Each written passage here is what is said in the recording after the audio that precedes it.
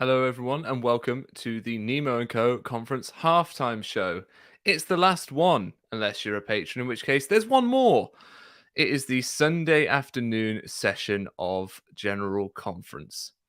And so we get to round up Jesus, Joe, or Russell. Who was it? Who got quoted more? Who's the hot goss? I don't know, it's late.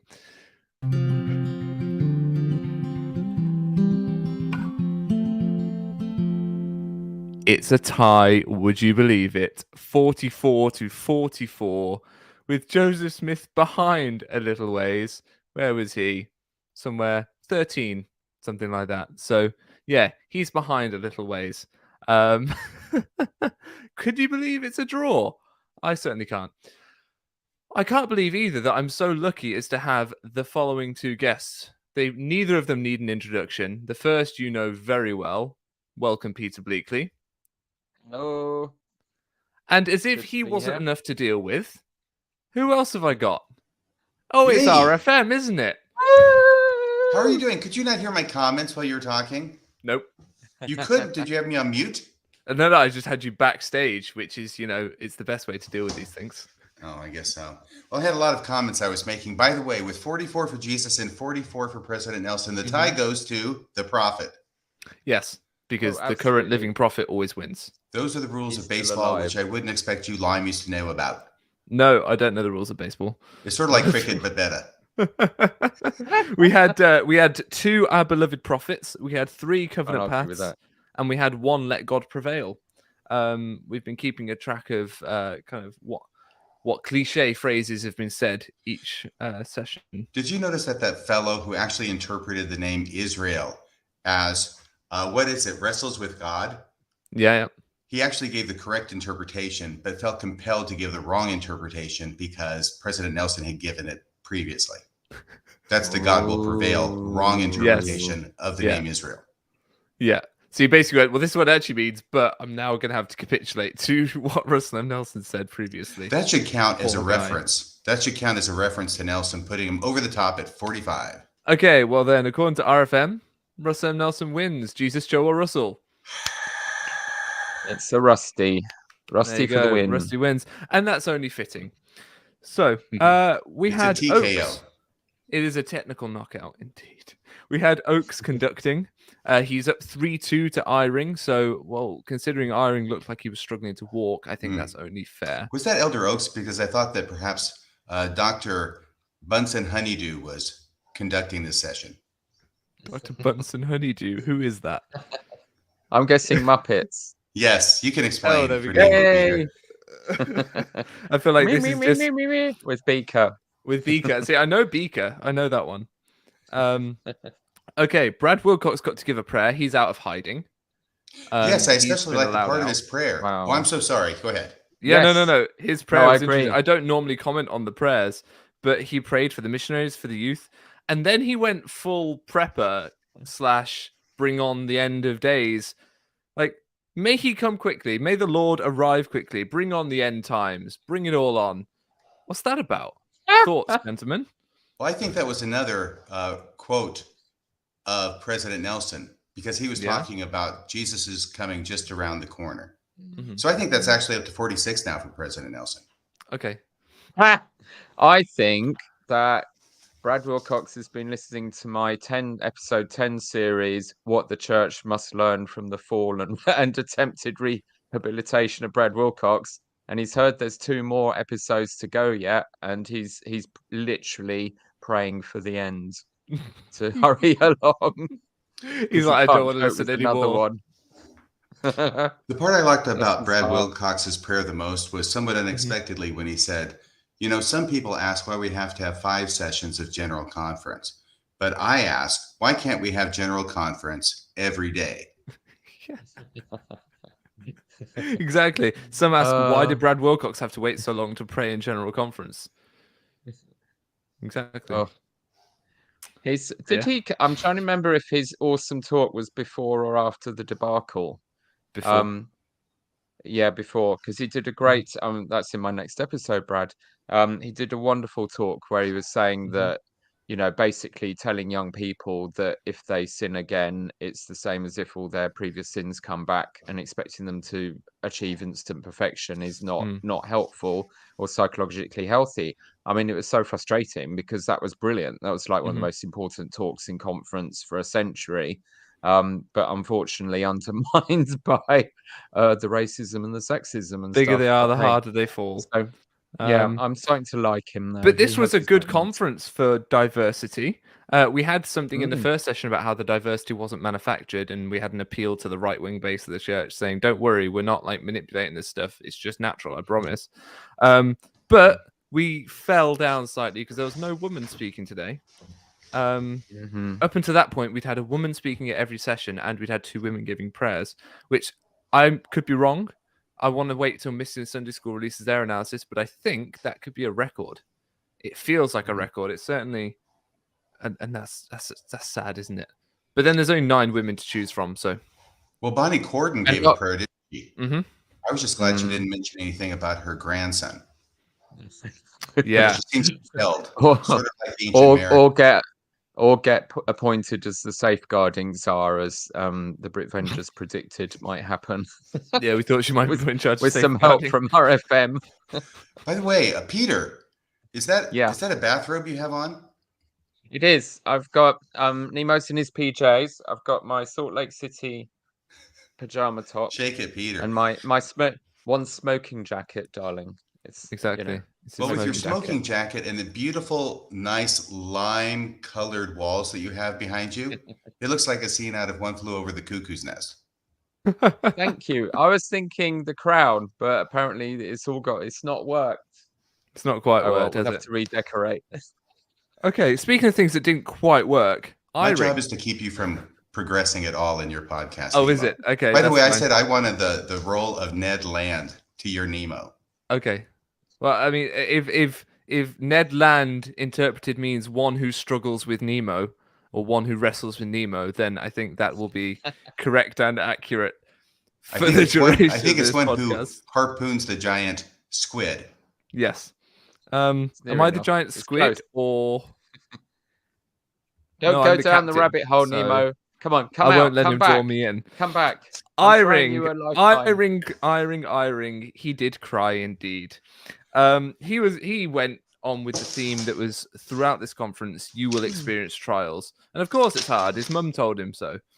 But then he started to get into like how we need to be meek. We need to be meek. Meekness is evidence of strong faith. Charity is pure love of Christ. Standard stuff. He gave that wedding quote about charity never faileth. The important thing about that, I think, Nemo, and this is something that always kind of bothered me a little bit when I was quoting from Mormon in Moroni chapter 7 from the Book of Mormon and quoting the words of Paul from 1 Corinthians chapter 13, almost word for word.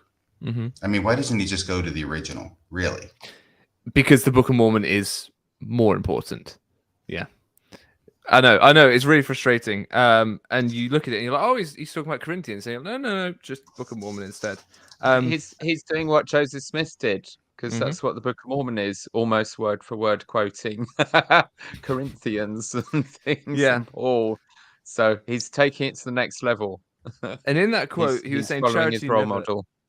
He said, I'm sorry, Nemo was saying something. That's Peter, stop interrupting Nemo. All things must fail. Should we just get rid of him? I think we should. Make him walk the plank. All things must fail, and I think that includes Enzyme Peak. And he was talking about, charity. He was found possessed of it at the last day. And I think the church has misunderstood that, and they think that they need to be possessed of hundreds of billions of dollars of cash money at the last day. I think that's the their interpretation donations. Of it. But, we heard that they gave almost $1 billion, so that's great. Well, the church that dies with the most money wins, I think. That's what I heard. It's like Monopoly. I love how the totals have gone up, because it wasn't many years ago, Oakes or someone was saying, in the last 10 years, we've given $35 million or something in humanitarian aid. Now they're up to $1 billion a year all of a sudden. I would love to know how they're actually calculating. And I can tell you how if you want to know. All these RFM pointed that out in the first session he was in the chat. He was talking about how they've added in fast offerings. Yes, the reason right? I know this Yeah. is because I happen to know one of the primary people who's behind the report called The Widow's Mite, which anybody can Google and Yes. find it. It is up there as a document that can be accessed on the internet. It's gotten a lot of play because this person knows what they're talking about because this is their field, finances and everything. And they had said that basically if you do the average on contributions, it's been around, I think it was around $2.5 million. Is that right? $250 million a year.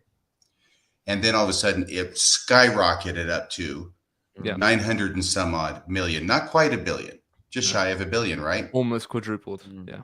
Yes. And so the reason for that apparently is because for the first time they decided we will take fast offerings. We will include them into our category of charitable donations. And therefore we'll go from giving $250 million a year to almost $1 billion a year. And the beauty of it is they don't actually have to donate any more money in order to suddenly make that difference. Yeah. So they don't have to it's change going up. anything, but it looks better. I realize we're going to try and spend 10 minutes per talk, roughly, and we're already not doing great. So, but that's fine. That's fine. That's my fault. I'm responsible for this getting started late. It's fine. There is. We got plenty of So time. I think the Eyrings, they're all mummy's boys. They really are. His son's talk's always going about what his mother taught him. And I think it's because they're so, bless them, utterly devoid of any personality whatsoever. They're just kind of blank slates that their mums wrote on. I thought he was really adorable about his wife. So what not many people might know is that I think Sister Eyring has had dementia for a very long time, and he mentions that she isn't able to speak anymore. So he's kind of doing a wonderful job trying to mention her as often as possible in press conferences and things to kind of give kudos to her and what she's contributed to their family and so on. I'm glad that President Eyring's church calling isn't preventing him from being by her side more often.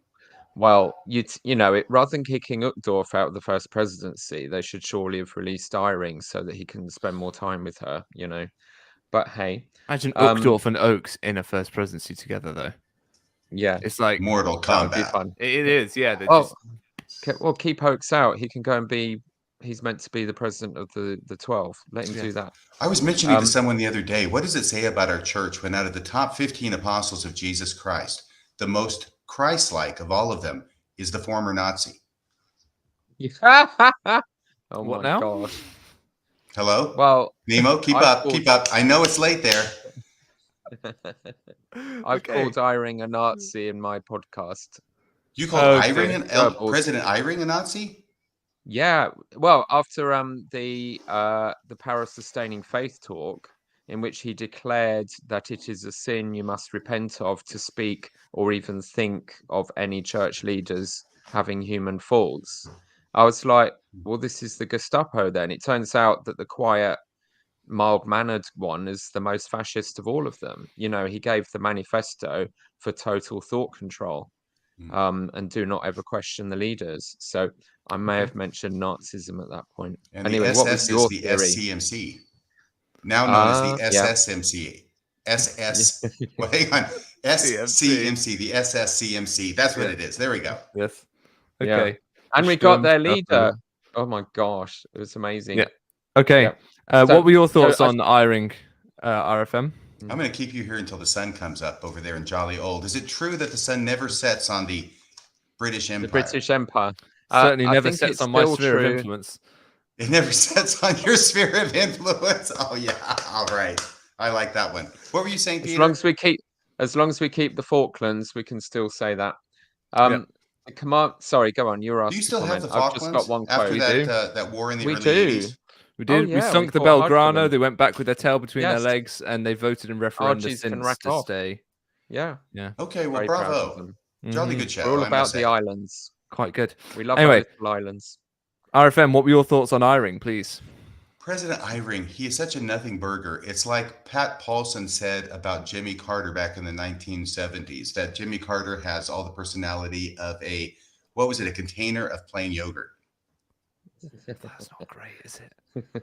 It's not a lot of personality. No, not at all.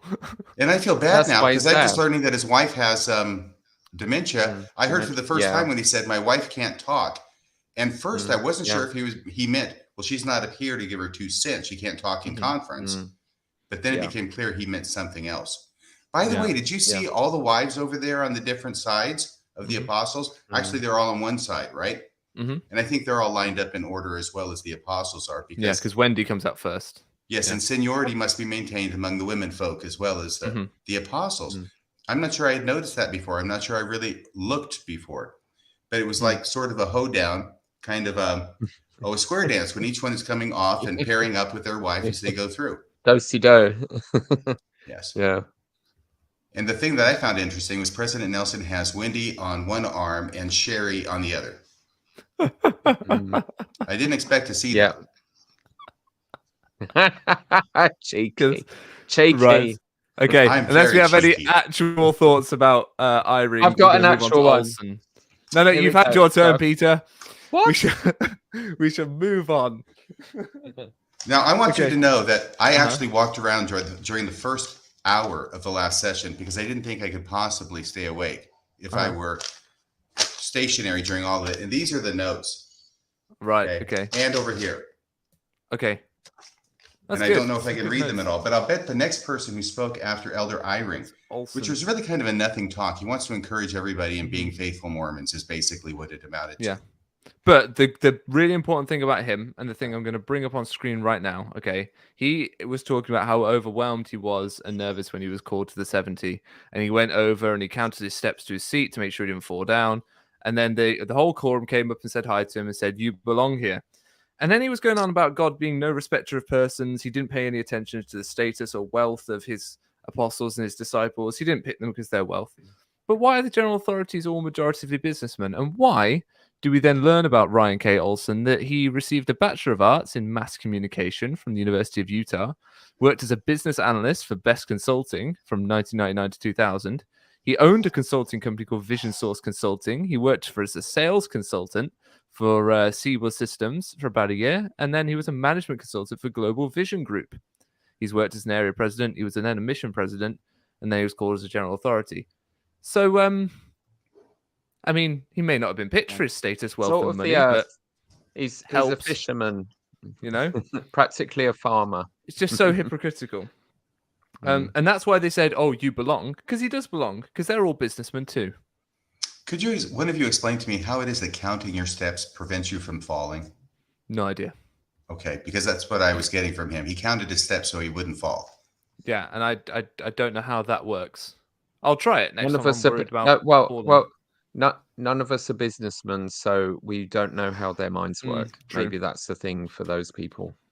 I will tell you, Nemo, that did sort of stick out to me like a sore thumb as well when he's talking about Jesus picking people who were not among people with position or wealth.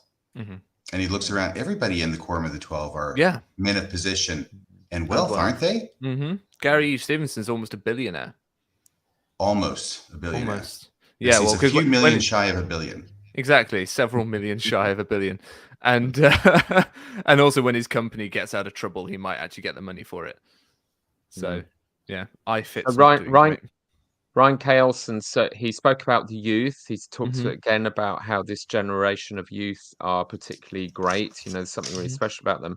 And it just struck me like, well, no, they're not. By your own criteria, 10 years ago, more than 80% of them leave the church by age 30.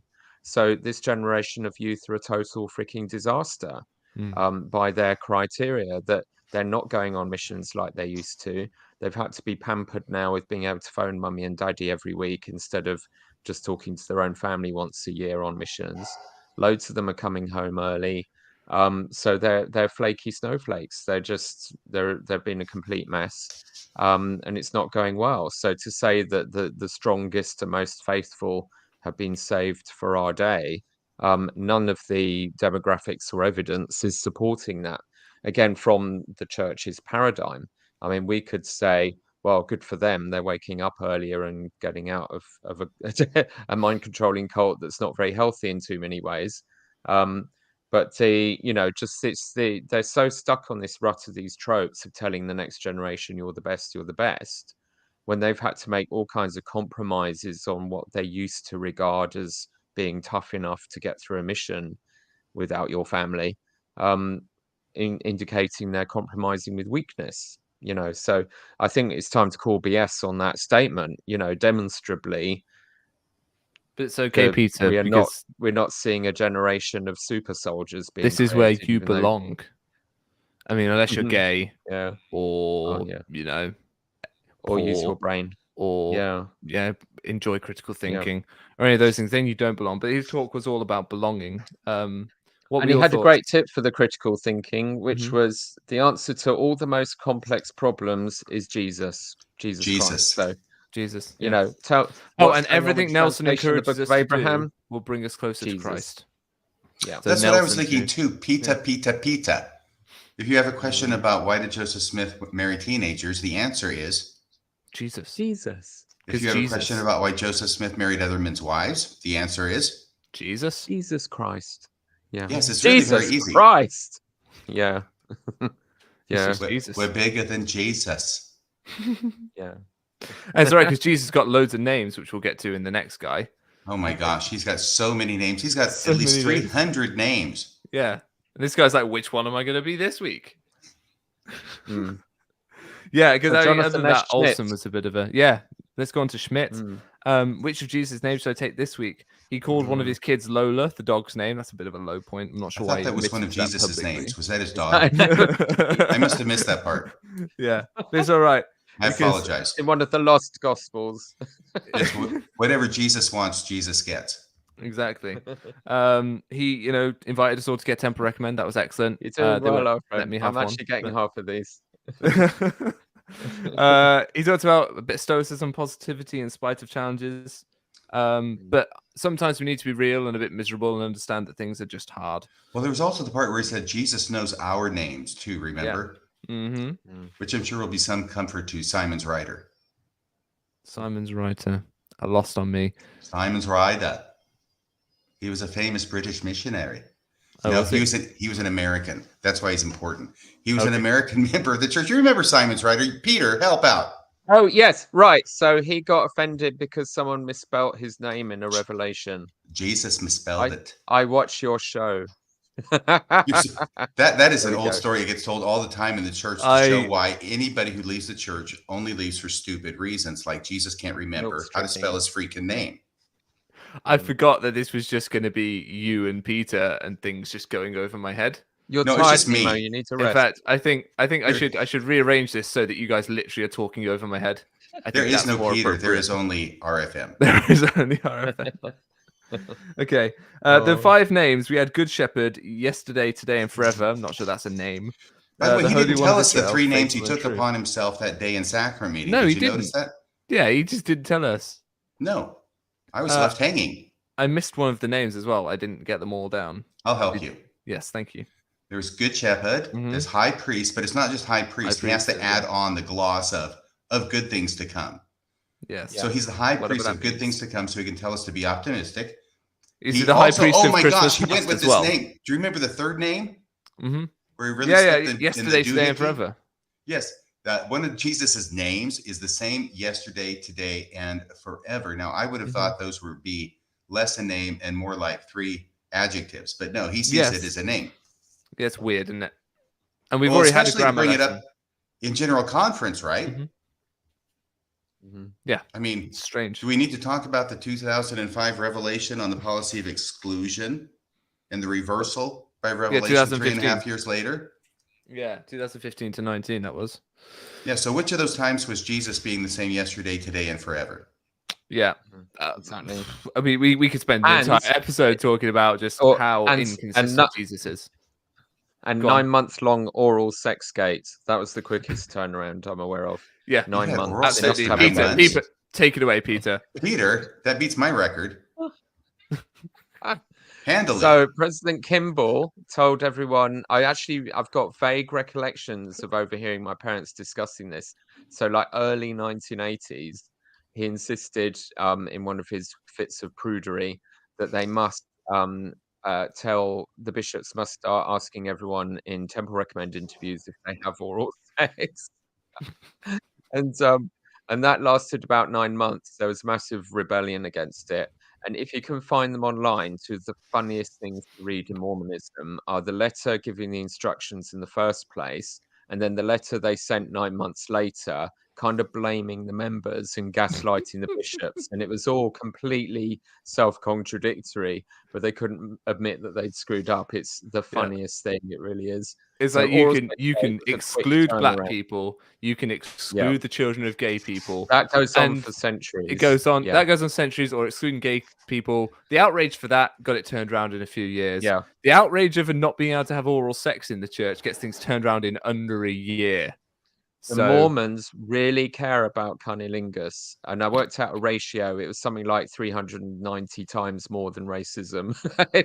if you compare the time frames involved in rebelling against it. Anyway, so yeah, God schmod, we want our blowjobs. yeah, mm. indeed. Schmidt What I said liked about sorry, go on. before you get there. I was right. just gonna yeah, go on. Just before you do this, Schmidt said about a light shining in the darkness, and that is the perfect time for me to talk about the sponsor of all these halftime shows, which is these candles. Hey, This is my final time talking about the candles. Ooh. I'm getting fairly slick at it. I've got one that says speaking for God and one that says speaking as a man. And, you know, these are very helpful for discerning what the heck is going on in where do I in buy those, conference. Nemo? Oh, Yes, the where can EXMO we buy Candle those? Company.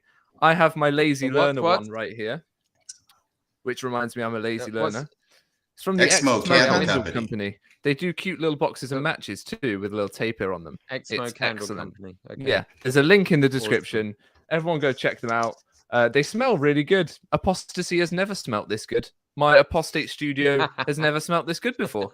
So, yeah, I needed to get that in because this is going to get weird. It's late at night and I've got you two. So I hope you're want to getting get paid that a out lot now. for that, Nemo, because you've lost all sense of self-respect. I got No, I paid will nothing say- and I will do it No, again. I asked everyone. I asked Nemo privately behind the scenes if they really do smell good, and he said they do. So there we I go. He would has never respected say me. they do if they don't. I am an honest man, and the candles do smell good. The other thing is, So check out the link for my Go on. Patreon in the description because there's going to be another stream after this for patrons where we're going to have a bit of an after party for conference. Peter, take it away, my friend. I just think we need to give lots of love to Jonathan S. Smith because we're always complaining there isn't enough Jesus in conference. Mhm. He radically saved Jesus's performance in the Oh, yeah. competition with quoting Nelson. This was a totally Christ-centered talk. Bless him. Well done. Good. Can I say one of the something things about I like- that? I'm not sure Yeah. that having so much of Jesus is necessarily a good thing. Or put another way, it's possible to have too much of a good thing. And this Huh? talk proves my point. This is what EXMOs are like. We complain it either way. We're just terrible. Go on. You get too much and too little. They haven't hit the Goldilocks zone as far as RFM is concerned. So one thing he did say in passing was that the Good Shepherd stays with the lost sheep to make sure they're okay. I liked that. I think he could have elaborated a bit more because it's this idea that you go out into the wilderness, into the difficult places with the difficult people, and you stay with them. It's not just a quick visit once a month. It's not the send them an email and that will do. Mm. He was just saying in passing that a good shepherd really sits with people, and so I appreciated that. I thought that was proper Jesusness right there. Peter, can I ask you a question? Because there may be a difference Yeah. in the way we're receiving this message. I listened to that too. My Mhm. problem is that I don't believe him. I don't believe that he believes what he's saying because, it's like somebody once said about Christians, right? What they say is excellent. What they do is problematic. And I think that the conference is a time to come up on the stand and say all the things that you don't do and nobody does. And sometimes you say things that the church actually contradicts, like that yesterday, today, and forever bit. Yeah. Well, the reason I liked it in a sense was because of that, because the culture, and I mean, there are lots of examples in our local wards of amazing people who do that well. A lot of them are being alienated, but even the people who are like totally frustrating with their McConkie Mormonism belief systems, I know people who I can absolutely rely on will go and patiently sit with and serve people who often don't even deserve it. I think they find that easier where it's someone who's sick or it's not a difficult thing. I don't think they'd be comfortable going into a pub or dealing with a drug addict or where it's really hard, you know.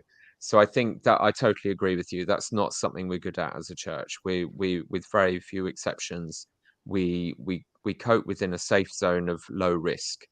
But I just like the fact that he went Jesus-y there and said, stay with the lost sheep out in the wilderness. You know, don't rush back to the safe fold too quickly. Which I thought was a good message as a counterpoint to what the church culture actually does in practice most of the time. So I do agree with you. But it was nice that he said it. Yeah, and other than that, potential toxic positivity, where he's talking about how part of our discipleship is that you know Jesus is the high priest of good things to come. So be of good cheer, preach and practice positivity. He said the word, and hope, and joyful living. That was not so good, because that is the message that whatever you're really feeling, our job is to pretend everything's lovely and positivity, hope, joyful living, make it all look great. And he was saying that is something that Jesus role modeled for us. I don't see where, to be honest. He was very much about suffering and coping with real life and messy situations. Jesus wasn't about toxic positivity. So, as always, with our church, a mixed bag of two religions. And I would say, just overall, as a point, what really struck me this conference is how starkly the completely opposite religions of Christianity and Phariseeism were both being taught. You know, this is sort of the theme of my Mormon Civil War shtick and podcast. But I just thought this conference absolutely laid that out. Literally opposite messaging in different talks. In several cases, and that is an example within one. Yeah, I want to talk about Elder Eddie next, because he is joint with Cook, and I mean Cook wins it, kind of. But RFM, are you aware of the PBK award we have on this show? I think I heard about it for the first time when I was watching one of your recaps yesterday. Yes. What does that stand for again? Peanut butter and what? Prophet butt kisser. Oh yes, that was bloody brilliant, I must say. Yeah, that's thanks to Doug Vincent. Basically, whoever's the biggest kiss up to Russell M. Nelson gets the award. And it's difficult between this Elder Eddie and Elder Cook. I mean, Elder Cook, you can always rely on him to brown nose Russell M. Nelson. But Eddie just seemed like he was really trying hard to... really trying hard to get in Russell M. Nelson's good books. He really was like after that promotion. He mentioned him 3 times. He quoted him 3 times. The only person who did more was Cook. And that's kind of all I took away from his talk, really. I didn't take much from it other than we need to disperse the clouds of confusion through an abundance of information. They're getting very anti-information at the moment. Oh, there's too much info out there. There's too much info out there. You should streamline your information into these narrow sources that we're going to present you with. And that's just not the case. I mean, really, we should be extolling the benefits of our more connected world and the fact that we have access to all this information. Surely all that information should just be for the good of the church, you would think. If the church is true, then that information shouldn't harm it, really. Your thoughts, gentlemen? Well, that was actually for me the highlight of this session. I thought that was a really important quote. So I spent ages writing it down. You're going to hear it now. So, but it really it hits the nail on the head so much, and it provoked kind of my big thought from the whole thing. So he said, "Are you seeking to cut through, or you know, it's all this loaded rhetoric, isn't it, about fearing people with the truth or fact checking? Are you seeking to cut through all the cunning and the snares and the wiles of the devil, so prevalent in the philosophies of our day? Do you desire to disperse the clouds of confusion caused by an overabundance of information in order to focus more singularly on the covenant path? Please try the virtue of the word of God." So it's this hostility to an overabundance of information. And I was just thinking, there was this promise which they've quoted regularly in conference with the word of wisdom, that if you keep the word of wisdom, your blessing will be more knowledge, will be an overabundance of information, that the last days are meant to be the heavens open and knowledge pours down upon the world, the fullness of the gospel, the scientific age, this world of information, on a sort of justice rant. That in these, a sign of the times is that people's hidden secrets will be shouted from the rooftops. You know, that overabundance of information, which is absolutely happening with the church's crimes and sins covering up child abuse being broadcast from the rooftops. So I just think that, again, this is one of these contrast things.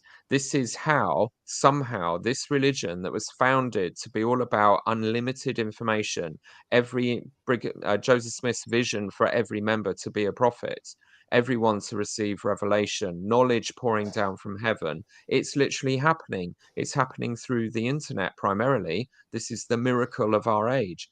As a teacher, I'm literally already living in the celestial kingdom, because we've gone from an age where you could have questions about all kinds of basic stuff and you would never, ever, ever be able to know the answer or who to ask. Your knowledge was based on what 20-year-old books in your library would have information in. You know, we remember our old crustees, Nemo, from the 70s. That was your only source of information, the town library. And now we have these. Or trusting someone you knew to actually have the answer, and half the time they're wrong, but you couldn't fact check that. We've got the hive mind of God. The full sum of human knowledge is at our fingertips through the internet. This is the miracle. They should be rejoicing. We should be all over this. And as you said, if the church is true, it has nothing to hide, and should be equipping its members to master this world, to flourish in it, to thrive. And the religious ideas of ongoing revelation and improving in your knowledge, line upon line, getting better, progression, which accepts we're not there yet and some of what we're doing is rubbish and needs to change. That's the Mormonism I grew up with. That's the Mormonism He did talk about how we can use the internet to basically get converts later on. Not Eddie, but later on. We hear from, who is it from? From Stevenson, I believe, about how we can use the internet to our benefit. RFM, what were your thoughts about Eddie? I thought that was the line that jumped out to me too, about there's just too much information out there. Too much information is causing confusion. And as you were talking, by the way, this is why I didn't want to be on the same show with Peter, because he's just too darn articulate. That's all right. I just learned to just cut him off now. I'm pretty savage about it. So without repeating what Peter said better than I ever could, let me suggest a fruitful cross reference of that statement to another statement in this conference by President Nelson, where he reiterated what Joseph Smith had said, that Mormonism embraces all truth. Let it come from whatever source it may, even scientific truth.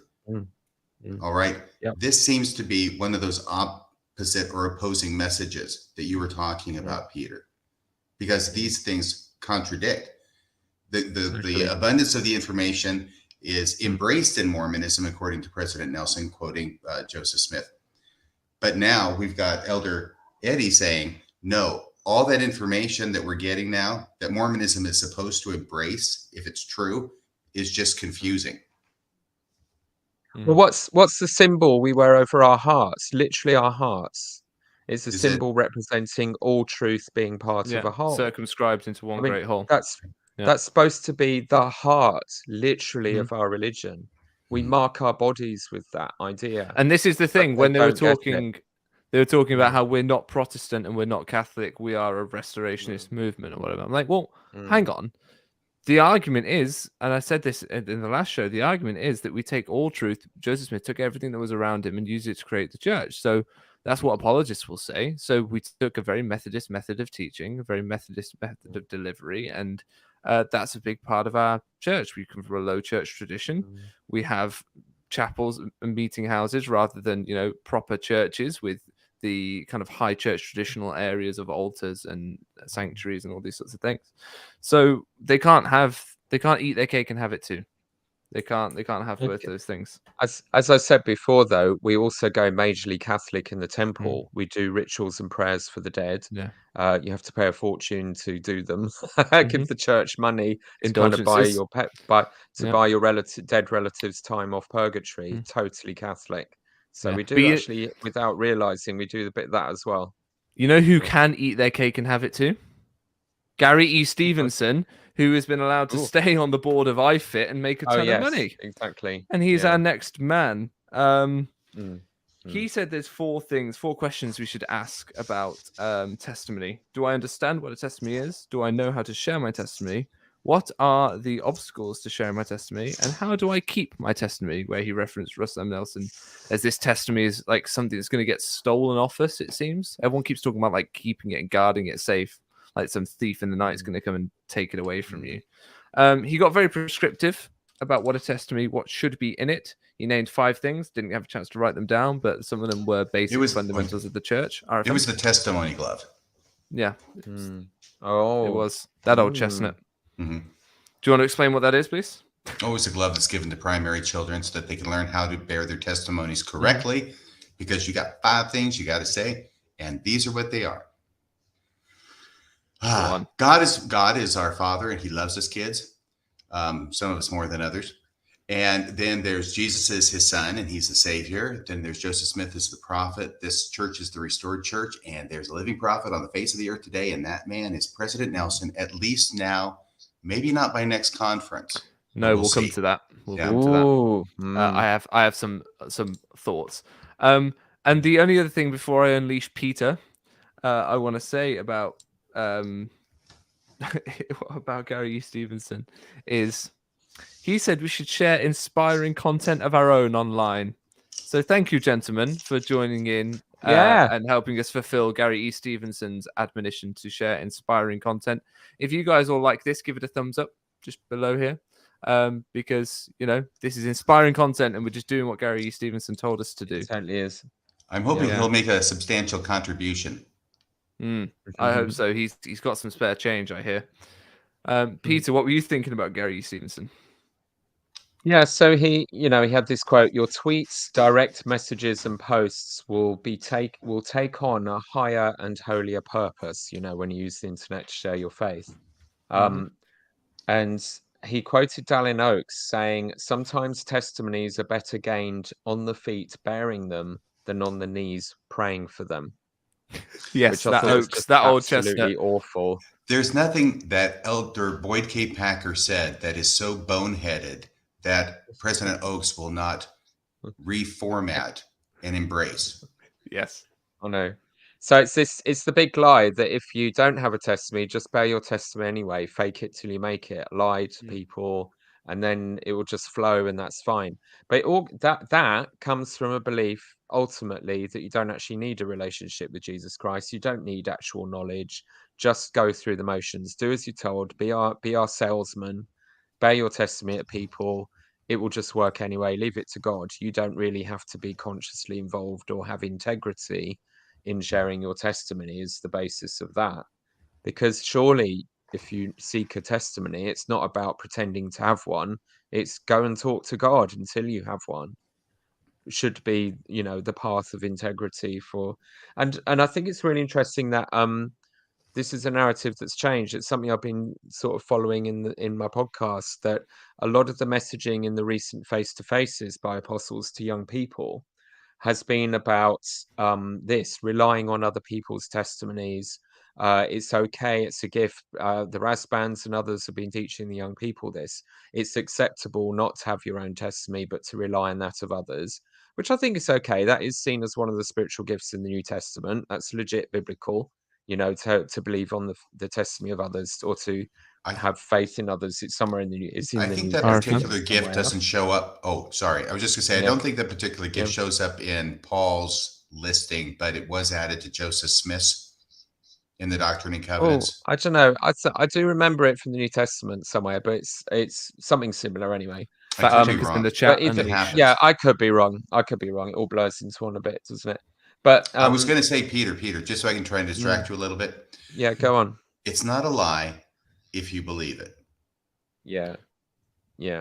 Then it's just incorrect. Or are pretending to believe it. Right, and how does that square with the Doctrine and Covenants? I think it's section 50, though I could be wrong, about first seek to obtain my word before you go out and try and preach. First seek to obtain my word, and if you do, then you'll have the power and the spirit. That's the thing that has missionaries panicking when they get to the MTC and they're like, I haven't read the Book of Mormon yet. And they get really panicked. So the reason I sort of latched onto that is it's one of the many comments that Brad Wilcox made in a COVID Zoom conference or fireside he did for the Sunderland stake in England, which is a real interesting sort of mishmash of the current ideas going on in Mormonism. And that was one of the things he was really emphasizing to the kids. You know, you can go and find other people who have testimonies, find out what they do to keep it. And this is a message other apostles have been saying. And it just really strikes me, this is so different to when we were younger. The whole narrative was everyone can get your own testimony. You just fast and you pray and study until you get it. And it's something you can all achieve. Now they've accepted that loads of young people are not having that certainty and experience. So they've changed rhetoric significantly now towards just testify whether you have one or not, or rely on the testimony of your parents and leaders and friends. Go to people who have faith and kind of find out what works for them and do that. And they don't even care what it is, you know, as long as you think you've got a testimony out of it. In a way, I like RFM, that. jump in. Realistic. Peter, stop. RFM, jump in. Yeah. Sorry, Peter. But I was just going to say that that's one of these other contradictory messages, because the message you talked about is here in spades. But when we get to Quentin Cook, Elder Cook, who I finally figured out why it is he's an apostle, because his great-great-granddad was Heber C. Kimball. I never knew that before. Yeah. There's the connection. His great-great-aunt was Helen Mar Kimball. Helen Mar Kimball. We heard all about this British Rescue, RFM. We know every Funnily enough, he didn't of mention that tonight. He mentioned it at the British Rescue, and then we rinsed him for it, and now he hasn't mentioned it again. You rinsed him for it? What does that mean?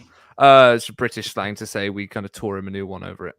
Well, that's much more genteel. I like it. Yeah. However, he's going to quote his great-great-granddad. He's going to quote Heber C. Kimball with the line that I grew up with, which is, "The time will come when you cannot live on borrowed light. Get your own freaking testimony, because I'm tired of you borrowing mine all the time."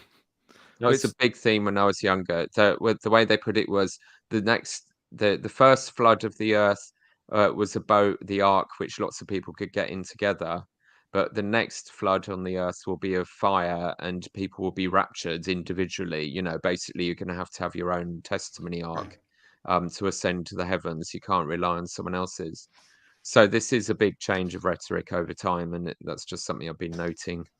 Yeah. And the thing that really bothers me when someone borrows my testimony is, you know, they never give it back. I'm looking around. I need it. I can't find it. I can't remember who borrowed it. And then when you do get it back, it's strangely sticky, and you just you know with fluff on. You have to get a new one, and it's all wrong, isn't it? A sticky testimony. Yeah. It's not the same.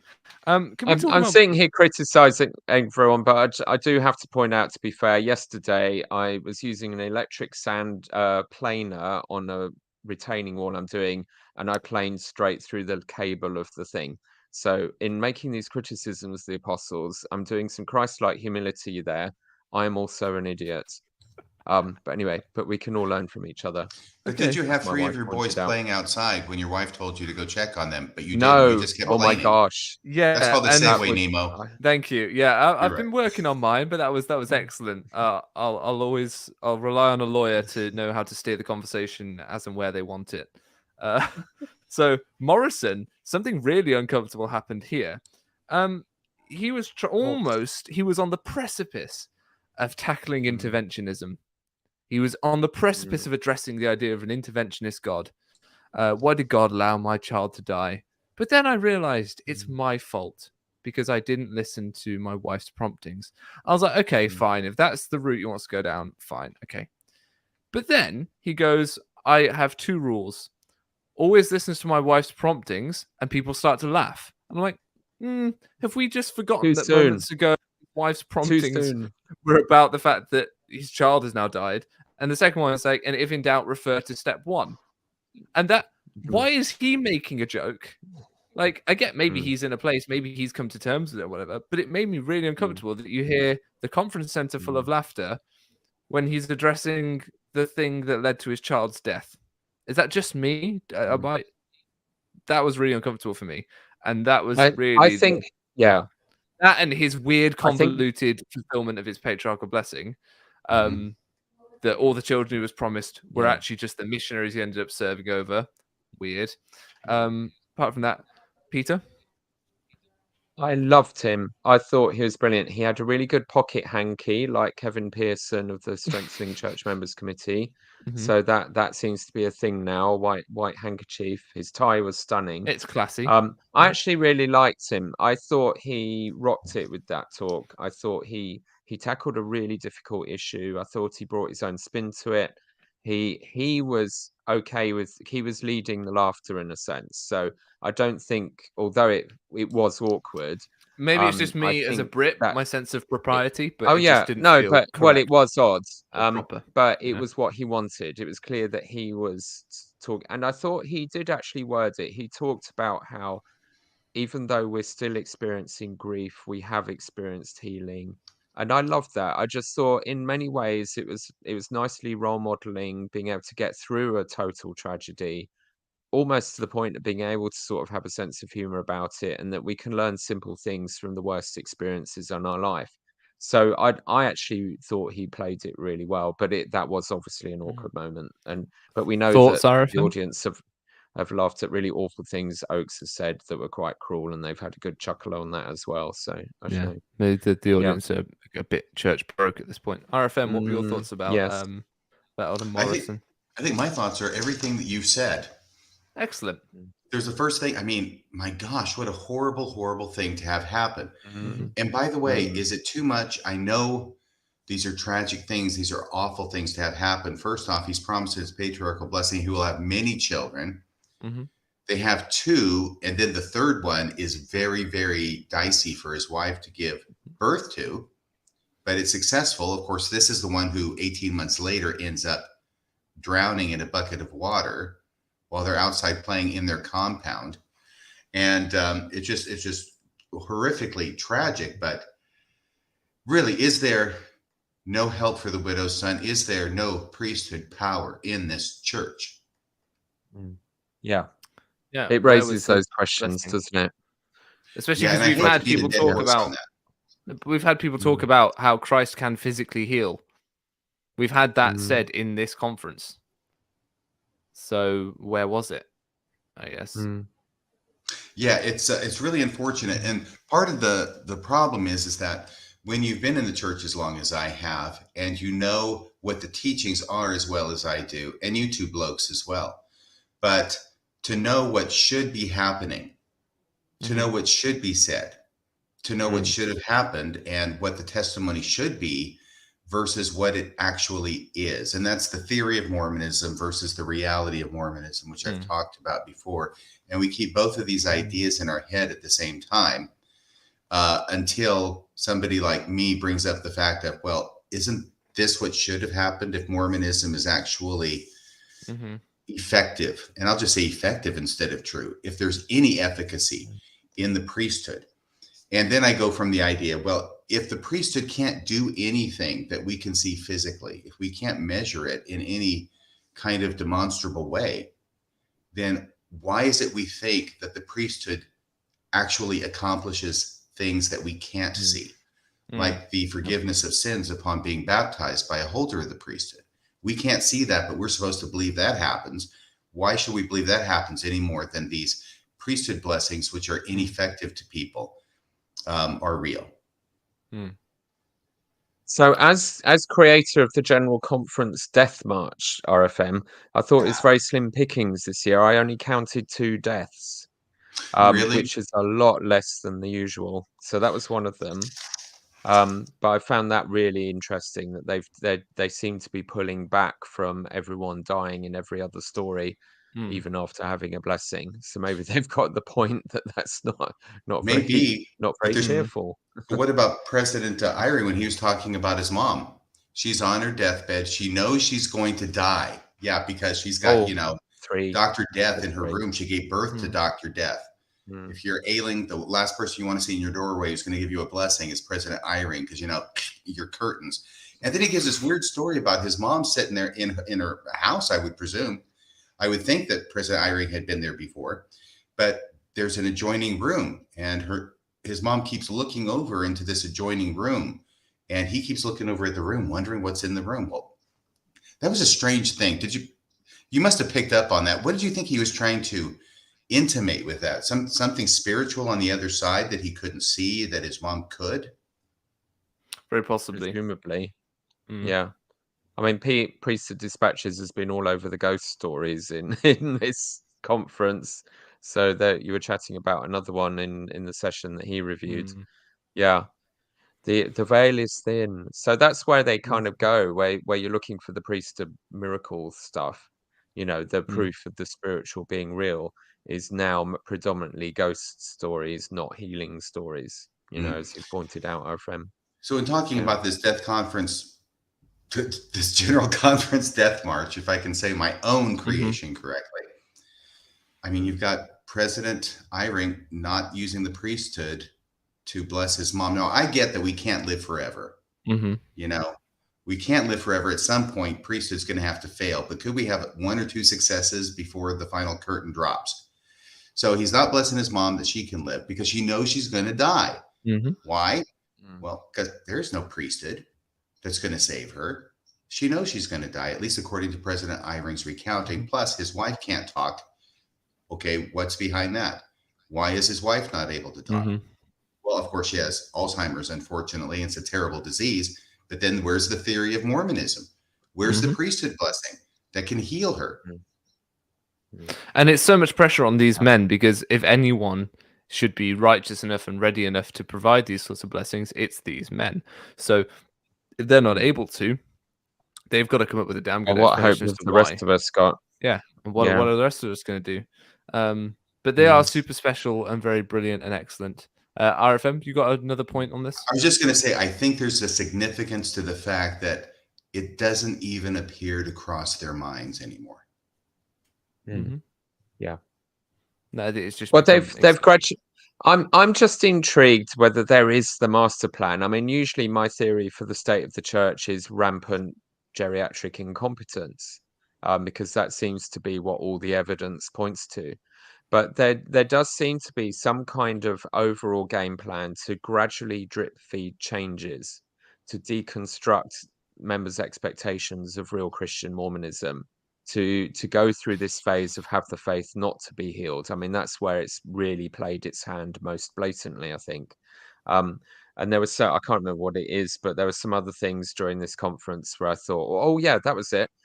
Where Renland, whoever, was saying that when Joseph Smith gave the 117 pages of the Book of Lehi to Martin Harris upon 3rd or 4th or 5th or whatever time of praying to God, the usual narrative is God told him to hand it over.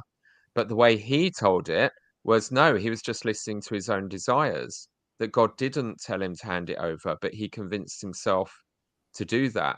I was like, whoa, you just rewrote that script, dude. That's a completely different ball game, which is probably more honest, and hurrah, good for you. Well done. You're actually being more real about these things, because they're now genuinely filtering, sifting into the narratives, the human error side of prophets. And I think that was the most bold steps in that within the tiny baby steps of Mormon thought. Towards that completely reconfiguring that, Joseph Smith ignored God and did the stupid thing because he was being persuaded. Peter. But they've never admitted that before. Yeah. These segues are getting bad, right? Speaking of ball games, let's move on to a man who was around during baseball baptisms. That wasn't a segue. That was a tangent. Oh, I'm sorry. And a tangent is a segue to nowhere. Okay, right. Well, then. I know, believe me. There we go. We have the professional on board. Quinton L. Cook, who was around during the time of baseball baptisms here in the UK. By the way, Peter, When I was in Sunday school, I learned it was 116 pages. Yeah, it's Oh, sorry. 116 pages. What did Peter say? 117. I don't know, 17. Someone's rewritten Where's the it extra recently. page I come don't- from, that's- Peter? I don't know. know. Well, then maybe it's a title page. It was the tiny book of Your special Hiawatha. signed There edition, like was a it? small one. Yeah. Look at And him. that was the good stuff too. He's having a great time over here, winding us both up. Okay, Mm, so sorry. Cook came over and talked about the British rescue, and he said it was weird that they sent 3 apostles over, but that President Nelson got all cheeky about it and said, "Oh well, next time there's 3 apostles that have all served in the same place for over 60 years, then they can go back as well." Hardy, hardy, ha. Right? Okay, cool, fine. He then admitted Sorry, that... Nemo. Nemo, I didn't think there was any reason I could have to hate these 3 people more. But you just saying they were there during the baseball baptisms. Yeah. I'm like, you utter bastards, because you ruined our country. Our ward lists were just full of dead wood. We had to spend the 70s and 80s like sifting through and suffering to try and find and minister to. Baseball baptisms were the apocalypse for the church in Britain. And You I'm got that still out of your system? traumatized by the aftermath. Baseball is the true Okay. cricket. Oh, all right. Okay, I'm ignoring that. He's just making it worse. Yeah. Nonsense. Okay, so he talked about Orson F. Whitney and that book he holds up. We've had 2 holdings up of a book in this conference. 3. You'd think they would have learnt. No, I think they're trying to actually There give were some 3. kind of shade for Elder Holland many years ago. Mhm. It's like, Yeah. I am Spartacus. No, Yeah. I'm Spartacus. What's the third? You've got the 70s copy of the Book of Mormon. Well, there was Elder Rasband. Yeah, holding And his little blue copy of the Book of Mormon, remember? Yeah, holding that up. Then you had this red book. That's what 2. else has been held up? Another. That's 2. Maybe I thought sorry. that's what Peter It's said. my tired brain.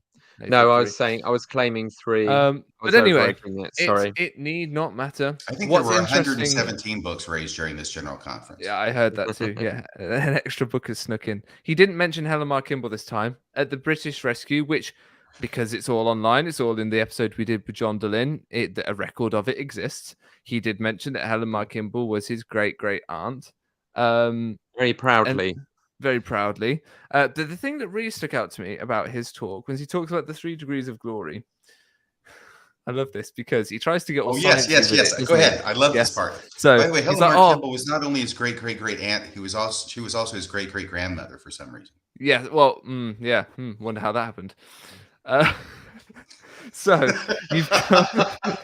you've got. He says the celestial kingdom is like the sun, and then the terrestrial kingdom is like the moon, and it's borrowed light. Doesn't go on to the 3rd step. No, that wouldn't match. One of these things doesn't work because that's the stars, which are just like the sun. The sun is just a star. So actually, you've got this weird further away.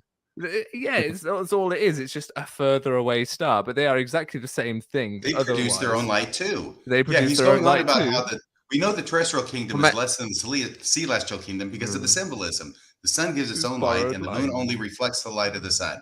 About the telestial, we're not mentioning that. No, because maybe he's a flat earther. No, if he's a flat earther, it all makes sense. It's okay. Okay, that's fine. I mean, it wouldn't surprise me. Maybe he was thinking that the stars borrow their light by the principle of Ka et van Rash. Yes, I heard Robert Rittner say that sounds legit. So you've got the sun that produces its own light. You've got the moon that reflects it, and the stars borrow it. So that's why. There we go. If he had been consulting me, I would have had him go all the way through. Perfect. Credit to him, before I unleash you two, credit to him. He spoke about breaking the cycle of abuse, which I thought was good. He spoke about I'm sorry. Go ahead. As I say, he spoke about the all-party parliamentary committees that the church financially sponsors. He didn't mention that. And I've attended one of those. He went there. Yes, he went there. I went to one that Christopherson was at. But he didn't bring up the fact that the church essentially financially sponsors these parliamentary committees. They basically buy their way into time with MPs in Parliament. I'm going to do an episode on it. It's going to be interesting. But yeah, so essentially, there's more to that than it would seem. You were going to say something, RFM, about breaking the cycle of abuse. that he talks Just about? that I think that probably something more could be and should be said than make up your mind. You know, that if Yes. you've been Just abused by don't. your parents, make up Yes. your mind that you're Yeah. not gonna Just don't do it. Don't do abuse it your- yourself. yeah, just Sorted. just say no. It's not like don't And I seek professional help or anything, you know, to help deal with that. right, I think that most people who do pass along that kind of intergenerational abuse would stop it if they could stop it just by mental effort. I think a lot of them are horrified by what they're doing and yet somehow still feel compelled to do it. And that's where professional help can be of service, I think. I think so. And professional help is very important. Did we have moisture? Any of our Utah viewers? We thought there may have been some moisture dropping on the roof of the conference center. It sounded like it. So if anyone in the chat can let us know about that, that'd be great. Moisture was dropping on the conference center as the sherry dews from heaven. As the sherry dews from heaven distilling. Oh, good Lord. That was that large sound from up above in the middle of the session. So, anyway, I mean, the thing Tell us about about Cookie. is Cookie lives in the Disneyland version of Mormonism. It's completely sanitized, just as we've known from him talking about the racist history of the church with no racism in it. And here we got the same. If there's a huge calamity that is existentially destructive to the church's existence, Cookie will blunder into it like a jolly, cheerful little clown and destroy the shop. You know. Are you calling Elder Cook here Cookie? we are. We call him Cookie. it's Yes. cute. Yeah. Cookie. That's what we call him. Cookie Oh, monster. okay. I just want to know who we're talking about. Go ahead. Yeah, He yeah. blunders into it, destroys it. So, I mean, here we've got the Arizona abuse case where a father who is violent to his family was counseled for years by bishops with the helpline on the phone.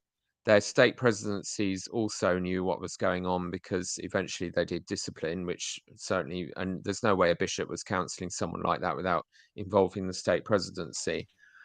So Cookie, of course, talks about how we're in a world full of images of lust and violence, violence and immorality. In some families, it's not uncommon for an angry husband or wife to hit a spouse or child.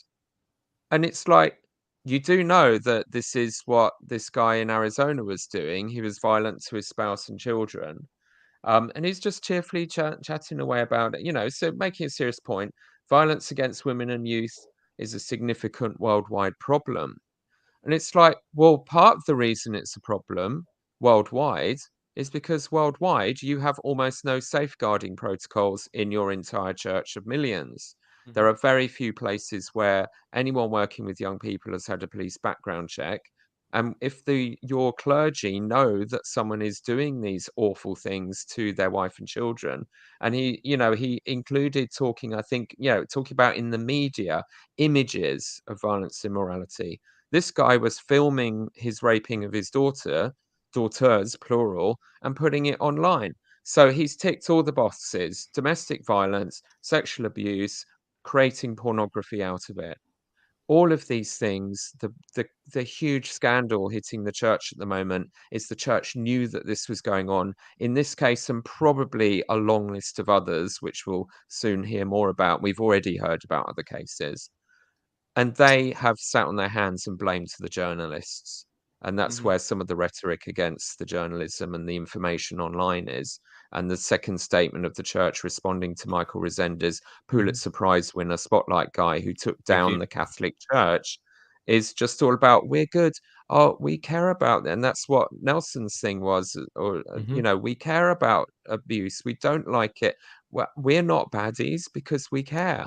But And Sam Shelley said something. What they really do is completely different. Said something really good. She put something really good on Instagram where she said, "You shouldn't have to say that abuse is bad. You shouldn't have to get up there and say that. And if you're getting up there saying that, that doesn't really mean anything unless you're willing to reckon with your history, the church's history on record on abuse. Yeah. Because if you're not willing to reckon with that, then getting up and just saying something that the rest of the world already knows anyway, that abuse is bad and not acceptable, isn't helpful." I thought actually that was really well put by her. It is. And that's Cookie's Mormonism. You just whitewash it all. You make it all go away. You stand up grinning in Hyde Park Chapel in London last Halloween, in a country where active membership is down to 11%, and you waste your whole talk. He kept saying he was going to talk about the future and give us some kind of game plan to survive, but he never got to it because he still didn't decided hear he either. had to spend hours and hours boasting about his royalty ancestors and how Helen Mar Kimball, whose name is like the most toxic name in all of church history, was his great aunt or whatever. And isn't this lovely? Completely oblivious. This man is like reality Teflon. Nothing sticks to him. Nothing real attaches itself about the state of utter devastation that his whole church is in. And he can be relied upon to get up at a pulpit and just gaslight in his little happy bubble. Right. Let's get And even RFM when he's in on it. Oh, I mean, isn't that because the Peter will definition of- rage for Hello. hours I've on this. Hello. RFM, hello. Come on Isn't then. that the definition of being a Mormon? Be Peter? reality Teflon. Yeah. I mean, Yeah. that would be like in a dictionary. If you look up the word Mormon, then that's the definition right there. Reality Teflon. I think, Peter, what you need to do is you need to start doing some merch for Mormons of War. You need a black Yes. t-shirt with a little Yeah. red spot, like a Tefal pan, Absolutely.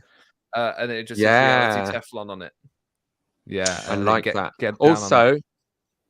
Also, Denilson Silva, he gave us Hey, the I Brit got it. Avengers, Did Nelson our Silva? slogan. Well, Yeah, he's in in another session. Stay in session. your lane, Peter. No, I was going to. I had a few more comments about Elder Cook. Dude, you have talked about merch and matches. I'm finishing my merch bit. So the other T-shirt you'll soon be able to buy from the Brit Avengers is, quote, "We will always feel free when we proclaim the truth with courage." Close quote. Love it. We will always feel free when we proclaim the truth with courage. That's my quote from this session, from this conference. And that's going to be Brit Avengers merch. RFM. And the Teflon one. Well, I'm an extra large over here in the States. What size do I have to buy in England to fit my masculine frame? We're all starving XL. peasants. Yeah, triple XL. Probably. You buy something from over in Asia, it's like double XL, and it's a small over here or something. I don't know what's going on. It's madness. However, about diabetes is what's going on. Now that you asked me my thoughts about Elder Cook, let me share with you some of those. One of those things is that when he was talking about that abuse is a worldwide problem, I see that as Elder Cook shifting or minimizing its demonstrated existence within the LDS Church. In other words, it's a problem everywhere in the world, and therefore we shouldn't be surprised to finding it in the church is almost what's between the lines. I think. I don't think that's an effective argument, but that's why I think he was saying that. Though I could be wrong. We talked about just make up your mind not to abuse your children. Oh, here's something that was really interesting. I think. I thought there was one other thing. Let me make sure. Oh, didn't want to skip this. There is a penchant for LDS leaders when they're talking, and Elder Cook is one, and he gives us a great example of talking about miracles that happen in the scriptures or in early church history, and then admonishing the audience, but that's not going to happen to you.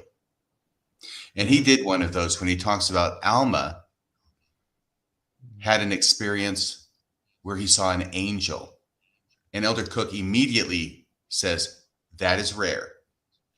Okay, so don't be thinking that you're going to be seeing an angel, because, we haven't seen an angel. A couple of years ago, Elder Oak said, none of us have seen angels. Alma saw an angel, but that's rare. Okay, don't get your hopes up, because you're not going to be seeing an angel. That's all stuff from the scriptures. And can I just say this? This is exactly what we as Latter-day Saints used to criticize non-LDS Christians for. Or at least many of them, the idea that miracles occurred in the Bible, but that the day of miracles has ceased. Yeah.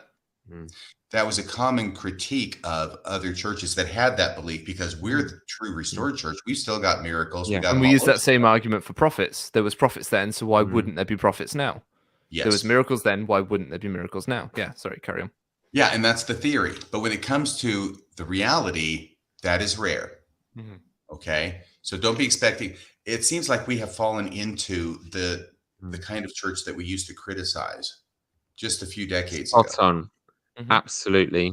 That's my horror over the last few years. And also particularly where they used to criticize the Catholic Church for coming up with decisions of revelation by committee, you know, the Nicene councils and all of that. Jeffrey R. Holland denigrated them today. Yeah. Yes.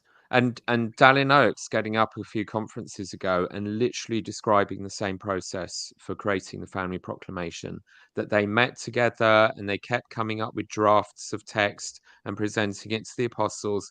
And he literally taught that as the way that God gives revelation to his church. I mean, my jaw hit the floor because this is precisely exactly what we used to define as apostasy. You know, no longer the angelic visitation, the prophet speaking ex cathedra, whatever. It's now, oh, we'll have a bunch of GAs and lawyers meeting in committees to come up with the text of a proclamation. But that's exactly how the Nicene Creed happens, and all the others. It's a compromise by a committee, and so this is, you know, this is yet another example of this relentless shifting where, like in Animal Farm, they've become the humans. You know, they've led the revolution against all these corruptions in Christianity, and one by one they are becoming all of it. And you only need to read Matthew 23. Matthew 23 forbids virtue signaling through clothing, and they absolutely have made that fundamental to our religion. Matthew 23 forbids giving leaders titles. You cannot call them teacher or father or anything. You cannot call them bishop or elder or president. He literally forbids it. They've taken those away from their lower third. Have you Yeah. noticed this? Yeah. They've stopped putting elder on the little titles that come up underneath. It just says their name. That was pointed out by Laura Randall a couple of sessions ago. But yeah, no, even for the higher ups, it's not like, it's just D. Todd Christofferson. It's not elder D. Todd Christofferson. No. According to President Eyring, it's R. Todd Christofferson. Did you guys catch that at the end of Saturday's? I didn't. Or no, at the beginning of Saturday's session, where President Eyring was tasked with saying the names of the apostles who he presumably knows and rubs shoulders with on a regular basis. And instead of D. Todd Christofferson, which even I know, he went off with R. Todd Christofferson. He was having one of his mini strokes. And everyone sustained this individual. I don't know who it is, but it's R. Todd Christofferson. He's won the lotto. He's now an apostle. I mean, speaking of ours, Russell. I wonder if when they do the audio for that, if they're going to do what they did with the audio with Elder Bednar at the press club, where they changed his millions to billions. They might change it. Yeah. But President Eyring would actually have to say it correctly once for them to do that. So I don't know. There was one other thing I wanted to say. Actually, there's more than one. But right here, because this is Elder Cook, where, okay, I don't know how you count this one? Because what he's doing is he's quoting President Nelson. Oh, no. Okay, never mind. This is one of his quotes of President Nelson. You'll see my confusion here in a second. He's quoting President Nelson as having said, what is it that he says about repentance? About how we have to repent every day. Yeah, he quotes President Nelson as saying daily repentance is the pathway to purity. And you know it's true, because if you have multiple P sounds, that's a signal of truth. Okay. Yes, this damned alliteration of P's. That means truth. So he quotes President Nelson as saying daily repentance is the pathway to purity. And so I just Googled, oh my gosh, you know, I've got this thing that I can actually Google. I have the Library of Alexandria accessible to me at my fingertips, like you were talking about earlier, Peter. And apparently Joseph Smith said the opposite. Whereas President Nelson says daily repentance is the pathway to purity. Here's what Joseph Smith taught. Repentance is a thing that cannot be trifled with every day. Daily transgression and daily repentance is not that which is pleasing in the sight of God. And for anybody who wants to know, that's from the History of the Church, Volume 3, page 379, from a discourse given by Joseph Smith on June 27, 1839, which, interesting, would have been 5 years to the day before he was assassinated. June 27, 1839, in Commerce, Illinois, reported by Willard Richards. So Here's another contradiction. Mm-hmm. And what do you do with that? What do you do with that when you have, it's not Brigham Young, all right, and it's not John Taylor, it's Joseph Smith, the prophet of the freaking restoration. Because it all goes back to him. You can, if Brigham Young gets something wrong, you can bin him off. John Taylor, you can bin them off. You can make excuses for all the others, but you can't with Joseph Smith, because if you have to sack him off, then that's the restoration down the toilet. So has nobody brought this up to President Nelson to correct him? Oh, I have. I've pointed out some of their indiscrepancies, and they just don't seem to really feel like paying much attention to it. Well, what you say and what I say and what Peter say may have trouble penetrating the bubble. Yeah, I think so. As it has trouble penetrating the shield of narcissism that protects him from criticisms of others, which is why the little stool that we saw brought out for him, we have referred to as the Rameumptum, because it's his little stool he gets on where he sits and talks about how special the members of the church are and how great it is for us to be special, just like the Rameumptum. Except for Doug Vincent called it the Rameumptum because he sits with his rump on it, and I think it's the best pun we've had all weekend, or I'm just really tired. But I do want to talk about what he had to say before we get to the temples, because that's where we'll bring PD in. He said something about temples? He did. Oh, yeah, he did. Don't you worry. They may have got a mention. They may have got a mention, including his special metro temples. I want to put it to you, gentlemen, just before we bring PD in, and I might actually bring PD in for this discussion. Do you know, Nemo, that put it to you, the phrase put it to you has a different meaning over here? That's fine. Okay.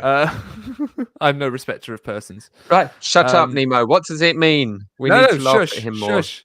What does it mean? Tell us. Oh, me? Well, it has a sexual connotation.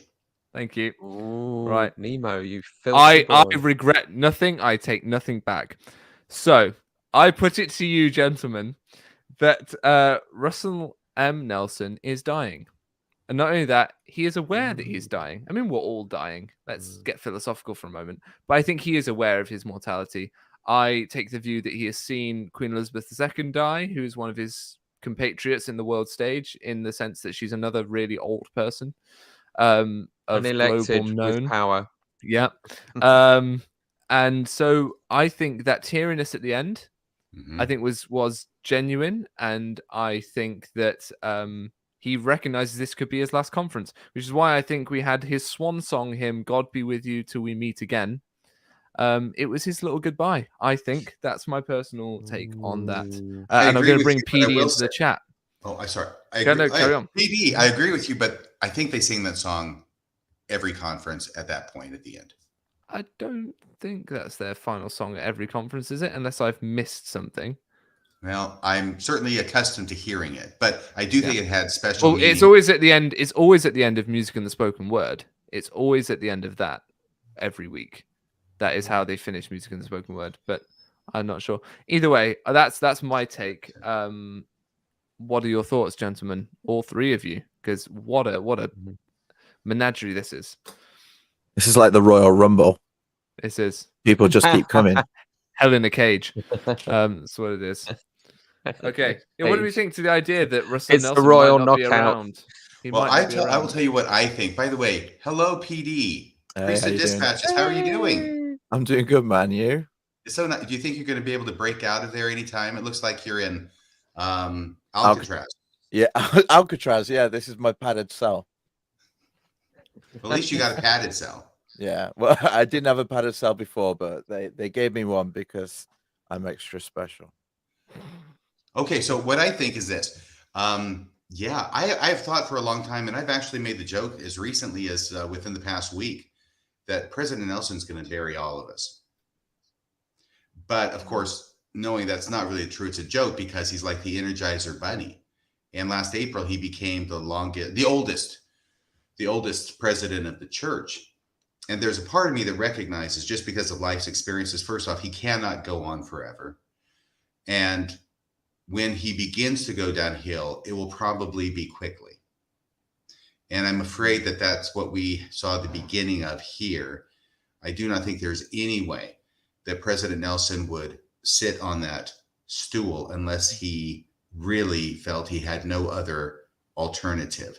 Mhm. And there were tears in his eyes. And I really think that next conference, we're going to be sustaining President Oakes.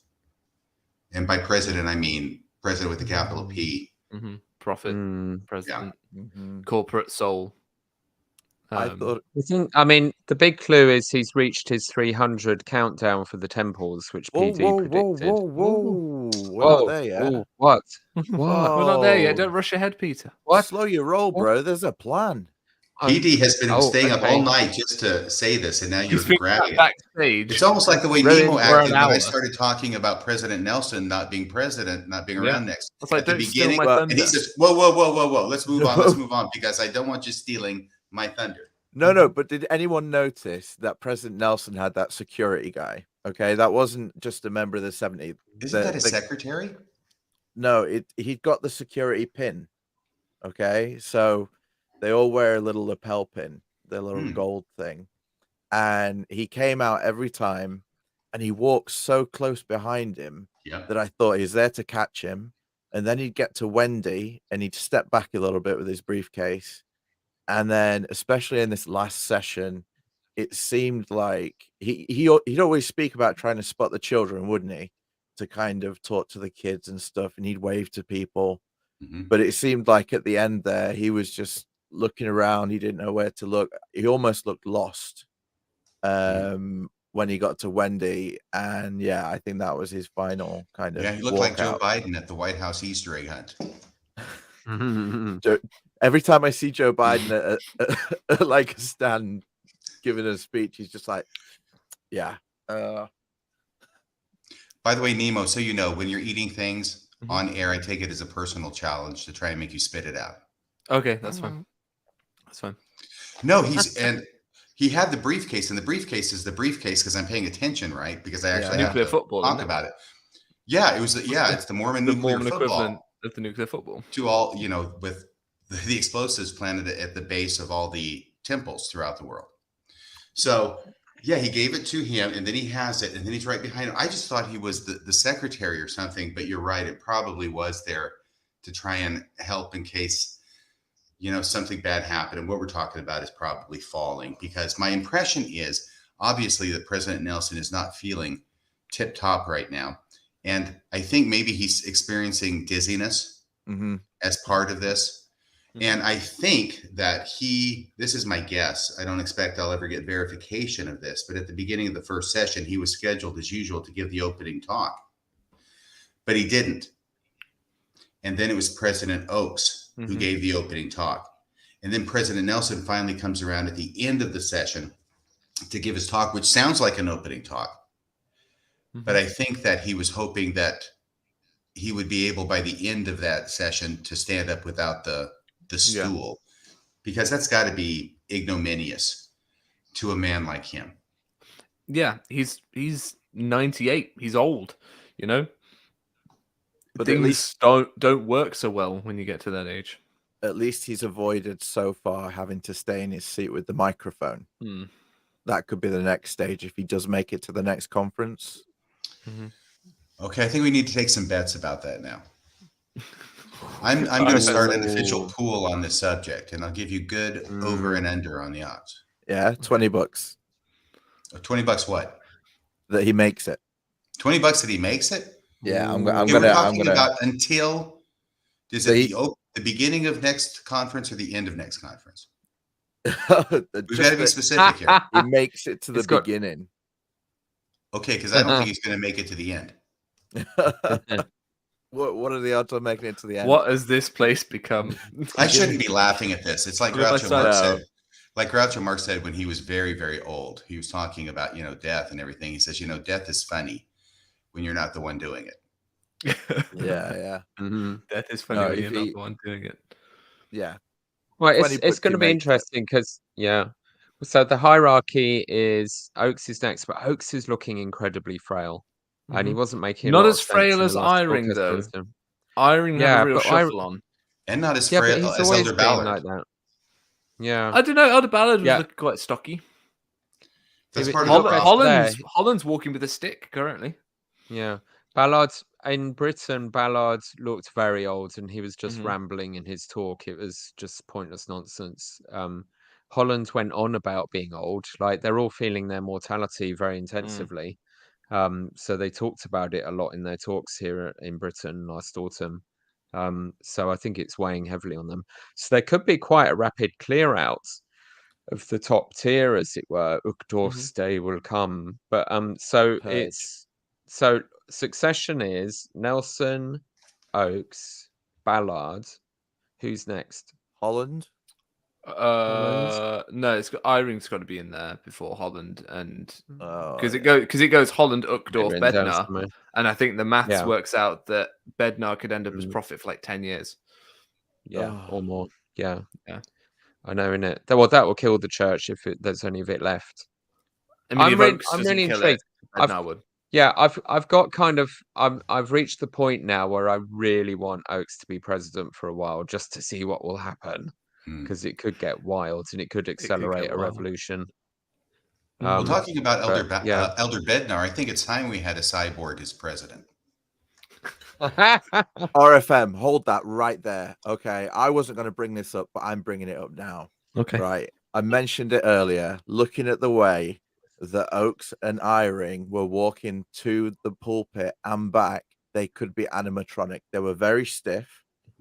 They may have already gone, and Russell's just keeping them there because they agree with everything he says, and he knows that the others will like not back him up, and he's just like, "We've got the money, guys. They're still here." Sorry, you. Well, Yeah. I think they all moonlight at the Hall of Presidents at Disneyland. The what now? Again. That's niche. Too niche for a British audience, RFM. Okay. That's okay. I'm trying to make you popular here in the States. Okay, good. It's working. It's working. We've managed to hold on to 400 viewers through this. So Wow. Yeah, lots of people watching. Should we talk about temples, chappies? Oh, temples. Yes. Oh my gosh. Because we have Wow. 168 operating temples.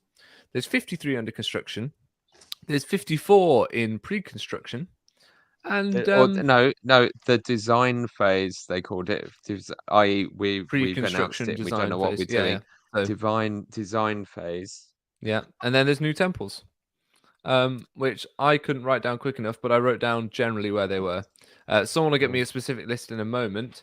One is Busan, Korea. Two is somewhere in the Philippines, and I wouldn't know where it is anyway, unless it's Manila. We had something in Santiago, Philippines. It was Nigeria, Peru, Argentina, Brazil, Guatemala, Florida. Wait a second, Florida?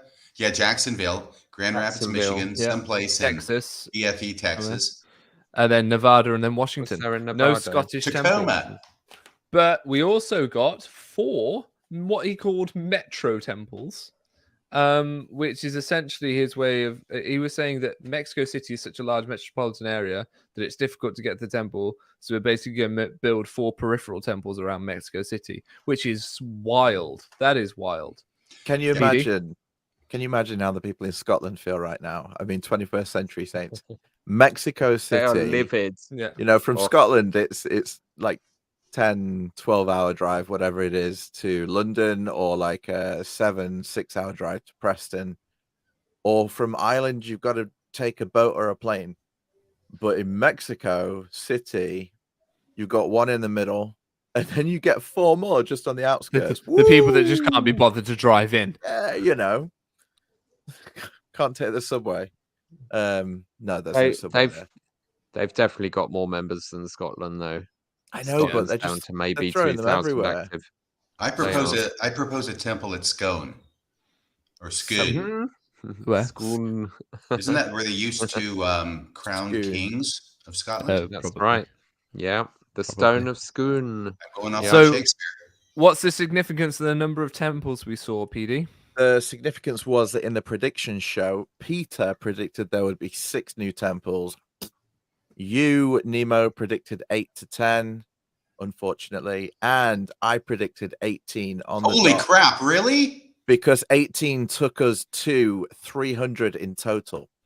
And he did 17 brilliant. last time. I So predicted 100 new temples, and I was off. yeah, well, no, last time he did 17, and that took him to 100 that he had announced as president. And this time 18 took him to 300 as a whole, from operating to announced Nice. around the world. PD, do you want to walk us through some of the other predictions from Okay. from So the pre-show? it was pretty even when we go through the categories. So top predictions from myself, I got 2. That there would be something about garments. President or elder of Susan Bednar of Susan. spoke a lot about. I can't call him anything but of Susan now. Sister Bednar's husband. Sister Yeah. Bednar. Sister Bednar. Spoke about. Yeah. So we got to think about garments because there's been a lot of a hullabaloo about the changing wording and people not wearing garments in Utah and different things. So he went heavy on that. Then we've got but he wasn't actually talking about temple garments, but you could see all the subliminal messages. Well, because he started his It's a talk. metaphor. He started his talk by saying, Heavy. "The Spirit will tell you what you need to hear from this talk." So Yeah. basically, it's like read Yeah. between the lines, people. Yeah. Yeah. Okay, and then we've got indirect mentions of apostles knowing that Jesus is with us, you know, that he's alive. And what I noticed in the last session was none of the 70s bore their testimony the same way that the apostles did. None of them were like, I know he lives. And you know, that special kind of ending that they give. They were more, you know, bearing their testimony about the Savior and different things, but none of them directly reference the way that the apostles do as special witnesses. So we got that in there, and for me, that was probably kind of a given that they were all gonna fake seeing Jesus. PD, can I ask you a question? Hit me. Okay, since you've obviously paid more attention to this than I have, did any of the apostles bear their special witness to the name of Jesus? Good point. I don't think they did. I didn't hear any, but No. I didn't hear every word. No, I think it was more a case of bearing witness that he lives, bearing witness that he is the very Savior.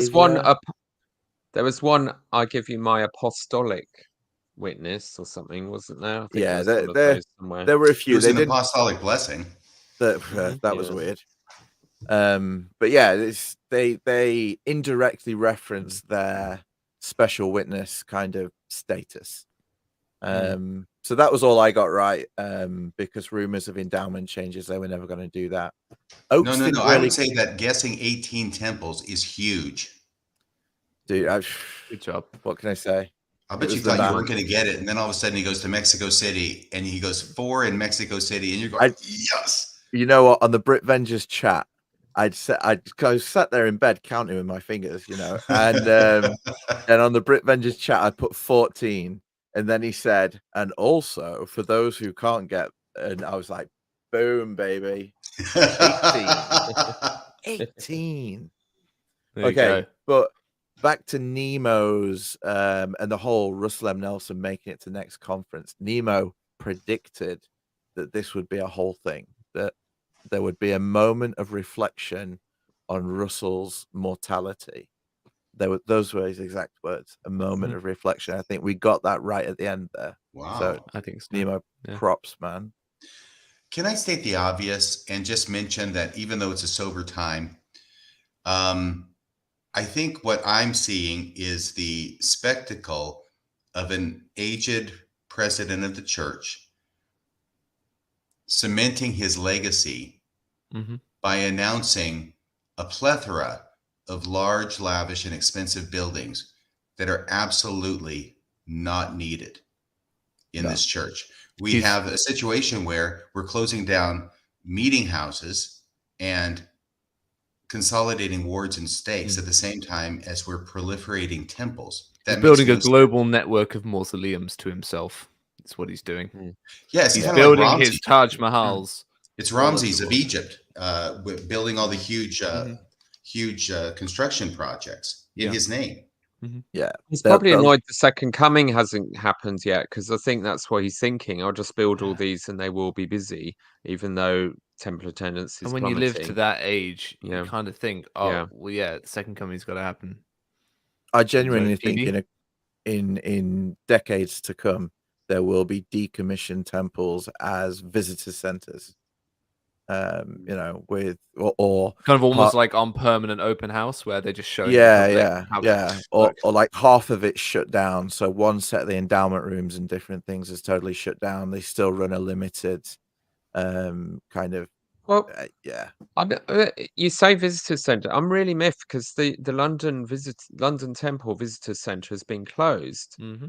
and it's a disaster. It's killed off the temple as being a hub for That place Mormons. was You could great. leave your kids there while you go in. It was an interface with the public, and They they used to do just garden again, it's tours this. and take people around the It's grounds and yeah, stuff. Yeah. it's this illusion of poverty nonsense. They can afford to totally well, they can't. So I think that clearly that it's because they can't recruit enough people. You know, there's a complete desert or dearth or famine of elderly people to work in temples. Mm. And And that's only if going to they, get I worse. mean, you know, we keep saying these people are all about the PR, but they can't even do that competently. You know, they need to reopen the London Temple Visitor Centre. It's PD? ridiculous that they haven't. Here is an interesting point about old people in temples that I don't think I've mentioned on any show so far, but I found it out because of COVID.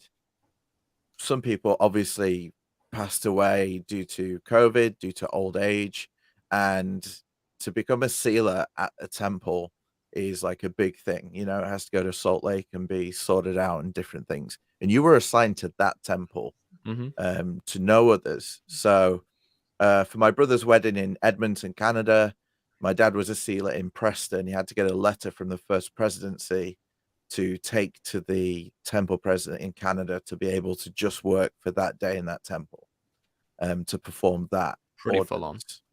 So when they open a new temple, like the Birmingham one, and they change the region boundaries, you go to, so he's a sealer at Preston, but he will have to go to Birmingham now. So Preston and London will lose so many of their workers, and it dilutes the stream of workers Manpower. coming through. And then because of COVID, it was already massively diluted. So yeah, if we can't run the ones we've got, how is putting new ones in there? Like 4 in Mexico, so there's going to be 5 in Mexico City. If they're all trying to run and they take all the sealers and workers from the outskirts of the city, is the very center where the big temple is going to have enough people? You know what I mean? It's there's a thought out there that this is one of the reasons that they're hitting really hard once again senior missionary couples to hit the road so that they can use them as temple workers to make up for that lack. It's desperate and it's not working.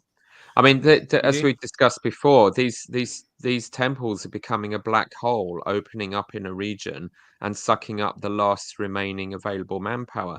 So now they're farming the youth into the temples as well, in much more assertively than before. And this means these are all people not running local ministering, not doing missionary work. It will accelerate the death of the church in everywhere with these temples where there aren't enough people to support them, because they will demand a significant tribute of manpower to go straight to the temples. And it's bad enough for congregations losing people to the stakes. So one of my predictions, sort of based on something discussed in Reddit, was that they would start announcing the ending of unnecessary callings, like disband high councils and Sunday school presidencies and such like, just because they haven't got the manpower for these things anymore and you can function without them. That didn't happen, but it's going to have to come. And that sort of thing's only going to happen. I don't think that would get announced at conference. I think it would be an administrative thing that would happen in a leadership session and would trickle down. PD, other predictions, my friend. Okay, so we're going to keep things snappy here. Yep. So I got 2. Nemo, you got 1. Sorry, mate. Peter, wait, actually, hang on. I got 2. Well, which other ones did you get? The number of sisters that spoke. Oh, we'll get there. Oh, okay. This is so we've got categories. We've got the temples. We've got the number of sisters that spoke. We've got general predictions. Okay, and then we've got a little thingy. Get us through it. We're on general predictions. I got 2: wearing garments and indirectly seeing Jesus. You got 1, Nemo, and that was moment of reflection from Rusty on his mortality. Peter, Peter, you got 5. So Peter wins this category. Now, I think the reason Peter I've wins literally this never won category, anything. no, mate, you just put so much out there that you shotgun the whole thing. Yeah, and you that could sounds not about miss. right. Okay, so Sounds correct. I put 5 rumors, or 5, not rumors, 5 predictions out there. Nemo put 4. Peter put 10. So if we were to go by ratios, I don't know who won because I've not figured that out, but we'll give it to you, Peter. So you had a push on missionaries. Okay. I mean, you and Peter both got 50%. So yeah, there you go. Well, we'll give it to Peter anyway because he loses something else. Thank you, because I've never won anything. So you got the push on missionaries. Give them a trophy. And older people. Yeah. There were several talks about missions, several references to missionary work. And I felt like they were really trying to, especially in this last session. Who was it talking about their mission with the spaghetti hair? Hey. Olsen. Yeah. Ryan? Yeah. K? Yeah. Maybe. By the way, PD, I'm not sure you get a full point for predicting temple garments will be talked about. And then somebody reads the parable of Jesus from the New Testament about wedding garments. RFM, I lose anyway. Oh. Yeah, but I want you to have to tie with Nemo now. No. So get this right. That was it's garments, and they bring in the temple because he talks about passing the sentinels at the door. About he really brings. He talks about how the robes are all uniform, so there's no rank, and they also talk about that in the temple all the time. The highest prophet and the lowest ordnance worker are together as Yeah. I give you a half point on that, tops. Okay. Yeah. Well, I lose anyway. So. Okay. So Peter also got the New for Strength of Youth booklet, which came from you read Dr. Judy Hanks. There you go. Peter also got Bolster the Youth. So that kind of came with the For Strength of Youth talk from Uchtdorf. That was a gimme. Okay, yeah. Fundies, Peter, you got the fundies. I didn't take many risks. Who was it spoke today who... Oh, yes. Kevin Pearson, he did it. He almost repeated Jorg Desnat-Nartz Goebbels, Klebin-Gatz talk from last time, which was a tour de force of every absolutist cliche. You cannot compromise on anything. The church is, right about all of it. And it was just and lots of declarative certain statements delivered with passion and fervor. He absolutely he's came the head of the strength. Well, he's brilliant. He's part of the leadership of the Strengthening Church Members Committee. So yeah, he's got to be like that. PD. Well, he also Peter takes you over the top to give you the win for the general predictions section because you predicted that someone would say the word TikTok. Thank you. That was so good. Who was that? Mentioned TikTok by name. And me and Nemo scoffed at you. We did scoff. We did scoff heavily. There was scoffing. There was I think what he said is we need less TikTok and more Gidgidonai. He said we should not expect. Sorry, I wrote this down. This is my moment of glory. We should not expect the principle of willingness to trend positively with social media influencers or TikTok enthusiasts. Boom. There you go. I can't believe it. You could have gone for any of them and you hit TikTok specifically. The platform that he's not even on. They just did that to placate the Chinese overlords. There you go. I'm down with the kids. So right. This is the thing I haven't had time to research. Does the church own shares in TikTok? Because technically there was another half to that prediction, which was disparaging social media companies that the church has spent more than $10 million of tithing on. Because normally it's Facebook and Google, which they've got massive investments in, that they disparage. So I don't know how TikTok works. I'm going to have to research its parent company and find out. Hive mind, everyone looking for that for us. Yeah. How much of TikTok do they own? I don't even know if they have an account. By the way, I wondered, is one of those 54 temples in pre-design phase our Hong Kong temple? No, it'd be the Chinese. It'd be the Shanghai temple. Oh, that's right, Shanghai. We got Shanghai on that one. And the undisclosed location in Russia. Yes. That sort of thing. I'll just, whilst we're on the temples, quickly apologize to people in the chat who are calling me out on how many members are in Mexico City to support 5 temples. I totally agree that I don't know how many members are there, but I was just talking in general about temples kind of splitting up. Here in Western Europe, it's a problem. I think we need a temple in the Greater Mexico Hebrides. City is 23 million people. Yeah, a lot of people. That's a lot. By the way, Peter, is it the Hebrides? The It Hebrides is a Islands off set of Scotland. islands in Scotland. Yeah. Yeah, that's where we need the temple. Oh, okay, cool. Sounds Oh good. yes, It can be a vacation and that resort with a Jedi nice one. hotel right next to it. Absolutely. I think and just wherever on the that island Jedi of one is. Ireland would be great. Yeah. Somewhere. That'd be Yeah. beautiful. Why don't they have a temple there? Because there's no members. Because The there's only like members 2 of the island states.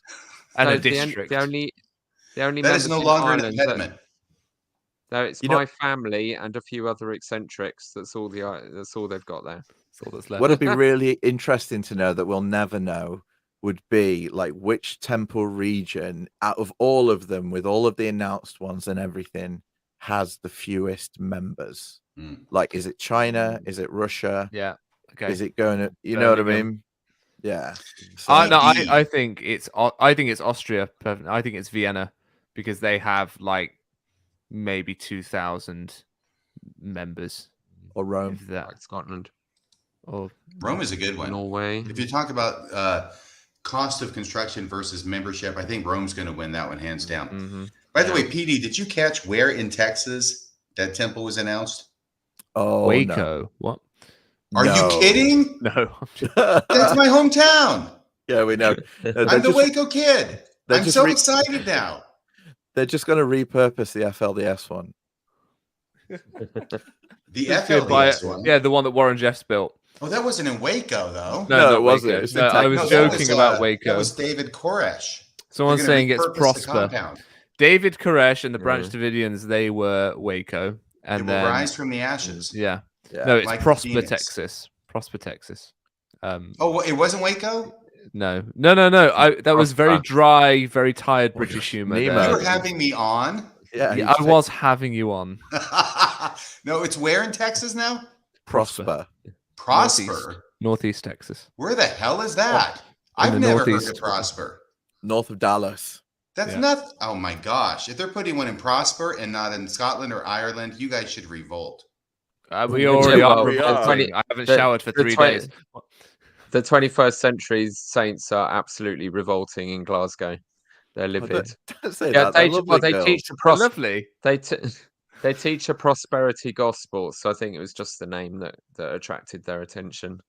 Yes, Well, that makes there you sense. go. That's my dry British humor. Is there a Bonnie Prince Charles in your history that we need to have another one of? He's not Bonnie. He's not? There was a Bonnie Prince Charlie, but not this one. Okay, Right. well, we need another one of those. Okay, Zen and Rise focus, up. gentlemen.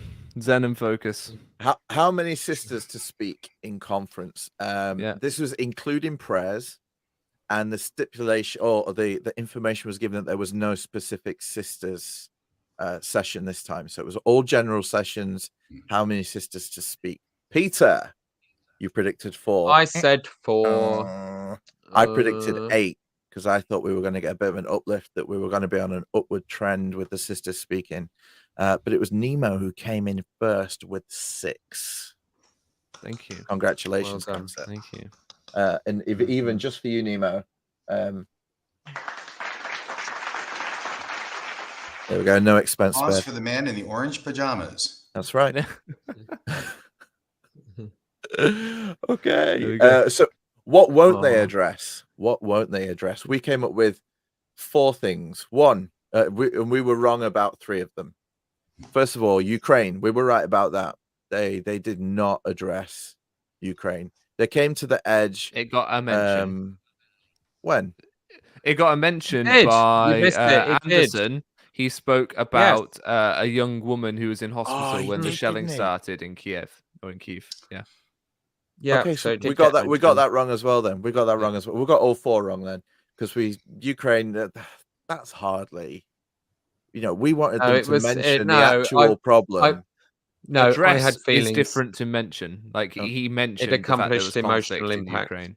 Well, if I share my screen, the title is "What They Won't Address." Oh well, there you go. Definitely didn't address the war in Ukraine. There you go. We got that right. The war in Ukraine. But they Shelling in Kiev is not addressing the war in It's a Ukraine. war. No, because he's not Can't we dealing allow with that? the fact that it's happening. He's just mentioning someone was in a war zone. It could. We Yeah. want them to try and deal with the No. problem, not just Yeah. gloss just- over Well, it. they're not going to Say deal that with it's any happening. problems in general Well, no, conference. How no. long have you guys been members of this church? My whole Well, life. Something they did mention All 7 years. isn't it? was the child abuse and I'm sorry. safeguarding. Sorry. Peter and I are having a little conversation here in the live chat. Just over there. Mm-hmm. So child abuse and safeguarding, which they did go for in the end. We thought that they might skirt around that for legal reasons, but they didn't. They went for it and told everyone that if they had any problems, check the website for more information. And pornography. We thought that was a thing of the past, and then today, was it Elder Cook? Mhm. Elder Cook got out the porn. So I was sat in bed with my wife and sat bolt upright, and I said, "He got the porn out."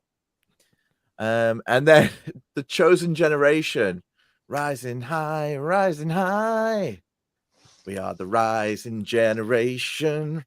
Come on, guys. Saturday's Warrior. No. Why are you using all these erection euphemisms? No, that was It's PD. Of course he is. He we has thought- no others. we thought it was a thing of the past. We thought the at his chosen microphone. generation was a thing of the past, and they brought it back with the rising generation in the first. And today, who was it today who spoke about the chosen generation? Peter, you just pissed on their bonfire when you said that they're not the chosen generation. Who was it? Yeah.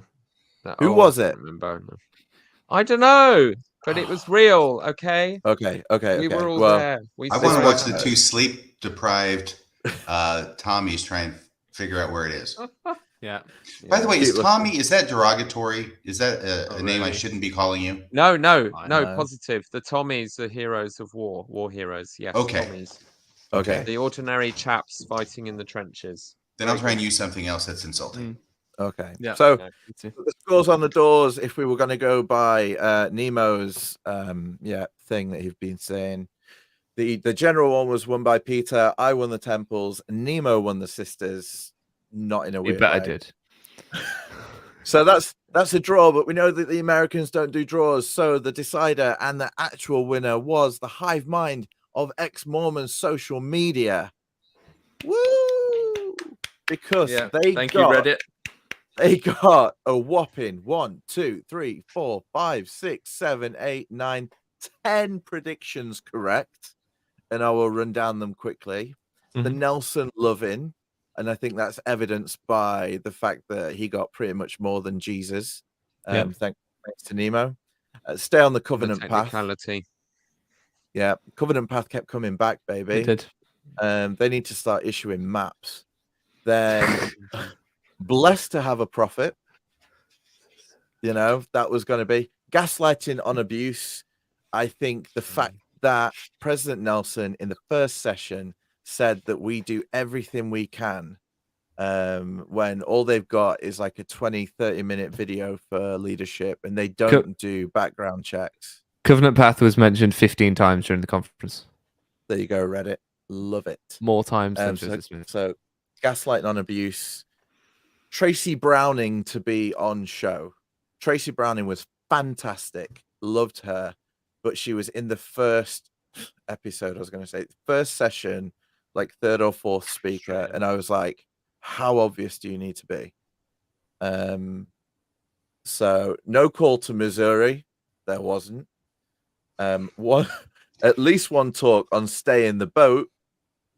So I felt like they didn't say stay in the boat, but I still felt like there was a lot of just Jesus, like Jesus is your boat, you know, and just stay in Jesus because he will keep you afloat.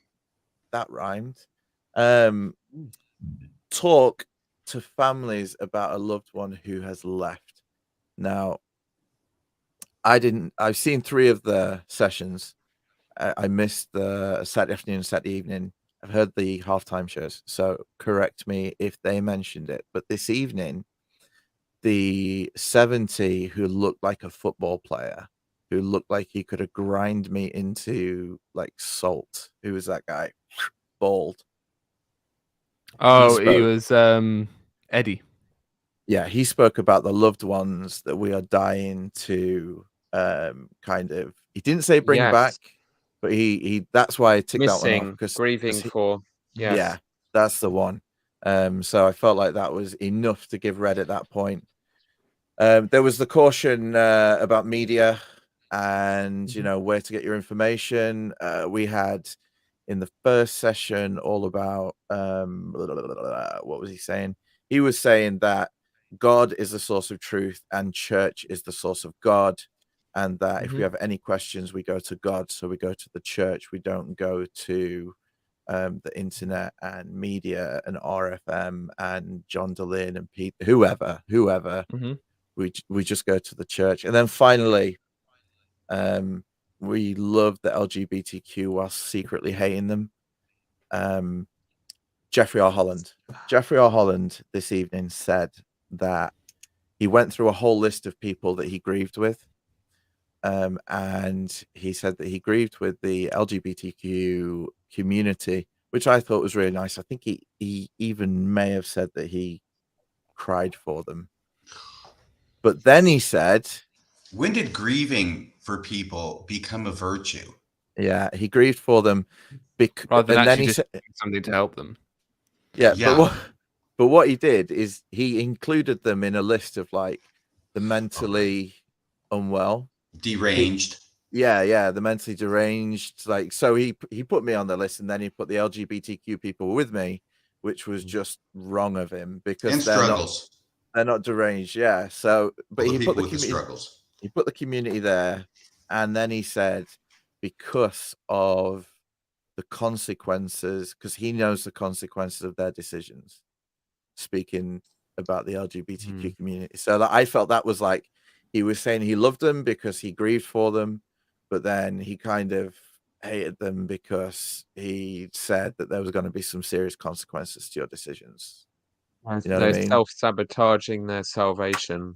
Yeah. So that means that social media, Reddit wins. Everyone out there in the chat, congratulations. You get one more. Very kind clap. Bravo. Sorry. Is it rude? Is it rude to use sound effects on someone else's show? Is it like no? It's fine. No, I'm cool with it. Cool. That's fine. So thank you very much, gentlemen, for turning up tonight. That was a very interesting weekend we've all had.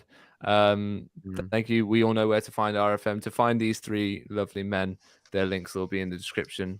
Thank you very much to Count Kolob and Patty Madsen. Can you hear me? Yeah, I can. I know you're looking forward to closing off the show, so you can once again pick up your teddy bear and binky. I am a steam train trying to end this show. For that bad. So you want to get in the way, that's fine. But I don't want to get in the way. Right. I'm not between the Nazgul and his prey. No, absolutely do not. Have a great night, everyone. Thank you very much for watching. We've had 400 people watching throughout this. It's been a great weekend. I'm very tired, but I've had a great time. Go buy candles. Go join the Patreon, because I'm now about to go do a live stream. Check your emails if you're a patron. You'll get about half an hour out of me before I collapse. Have a good evening, everyone. Take care. Bye now.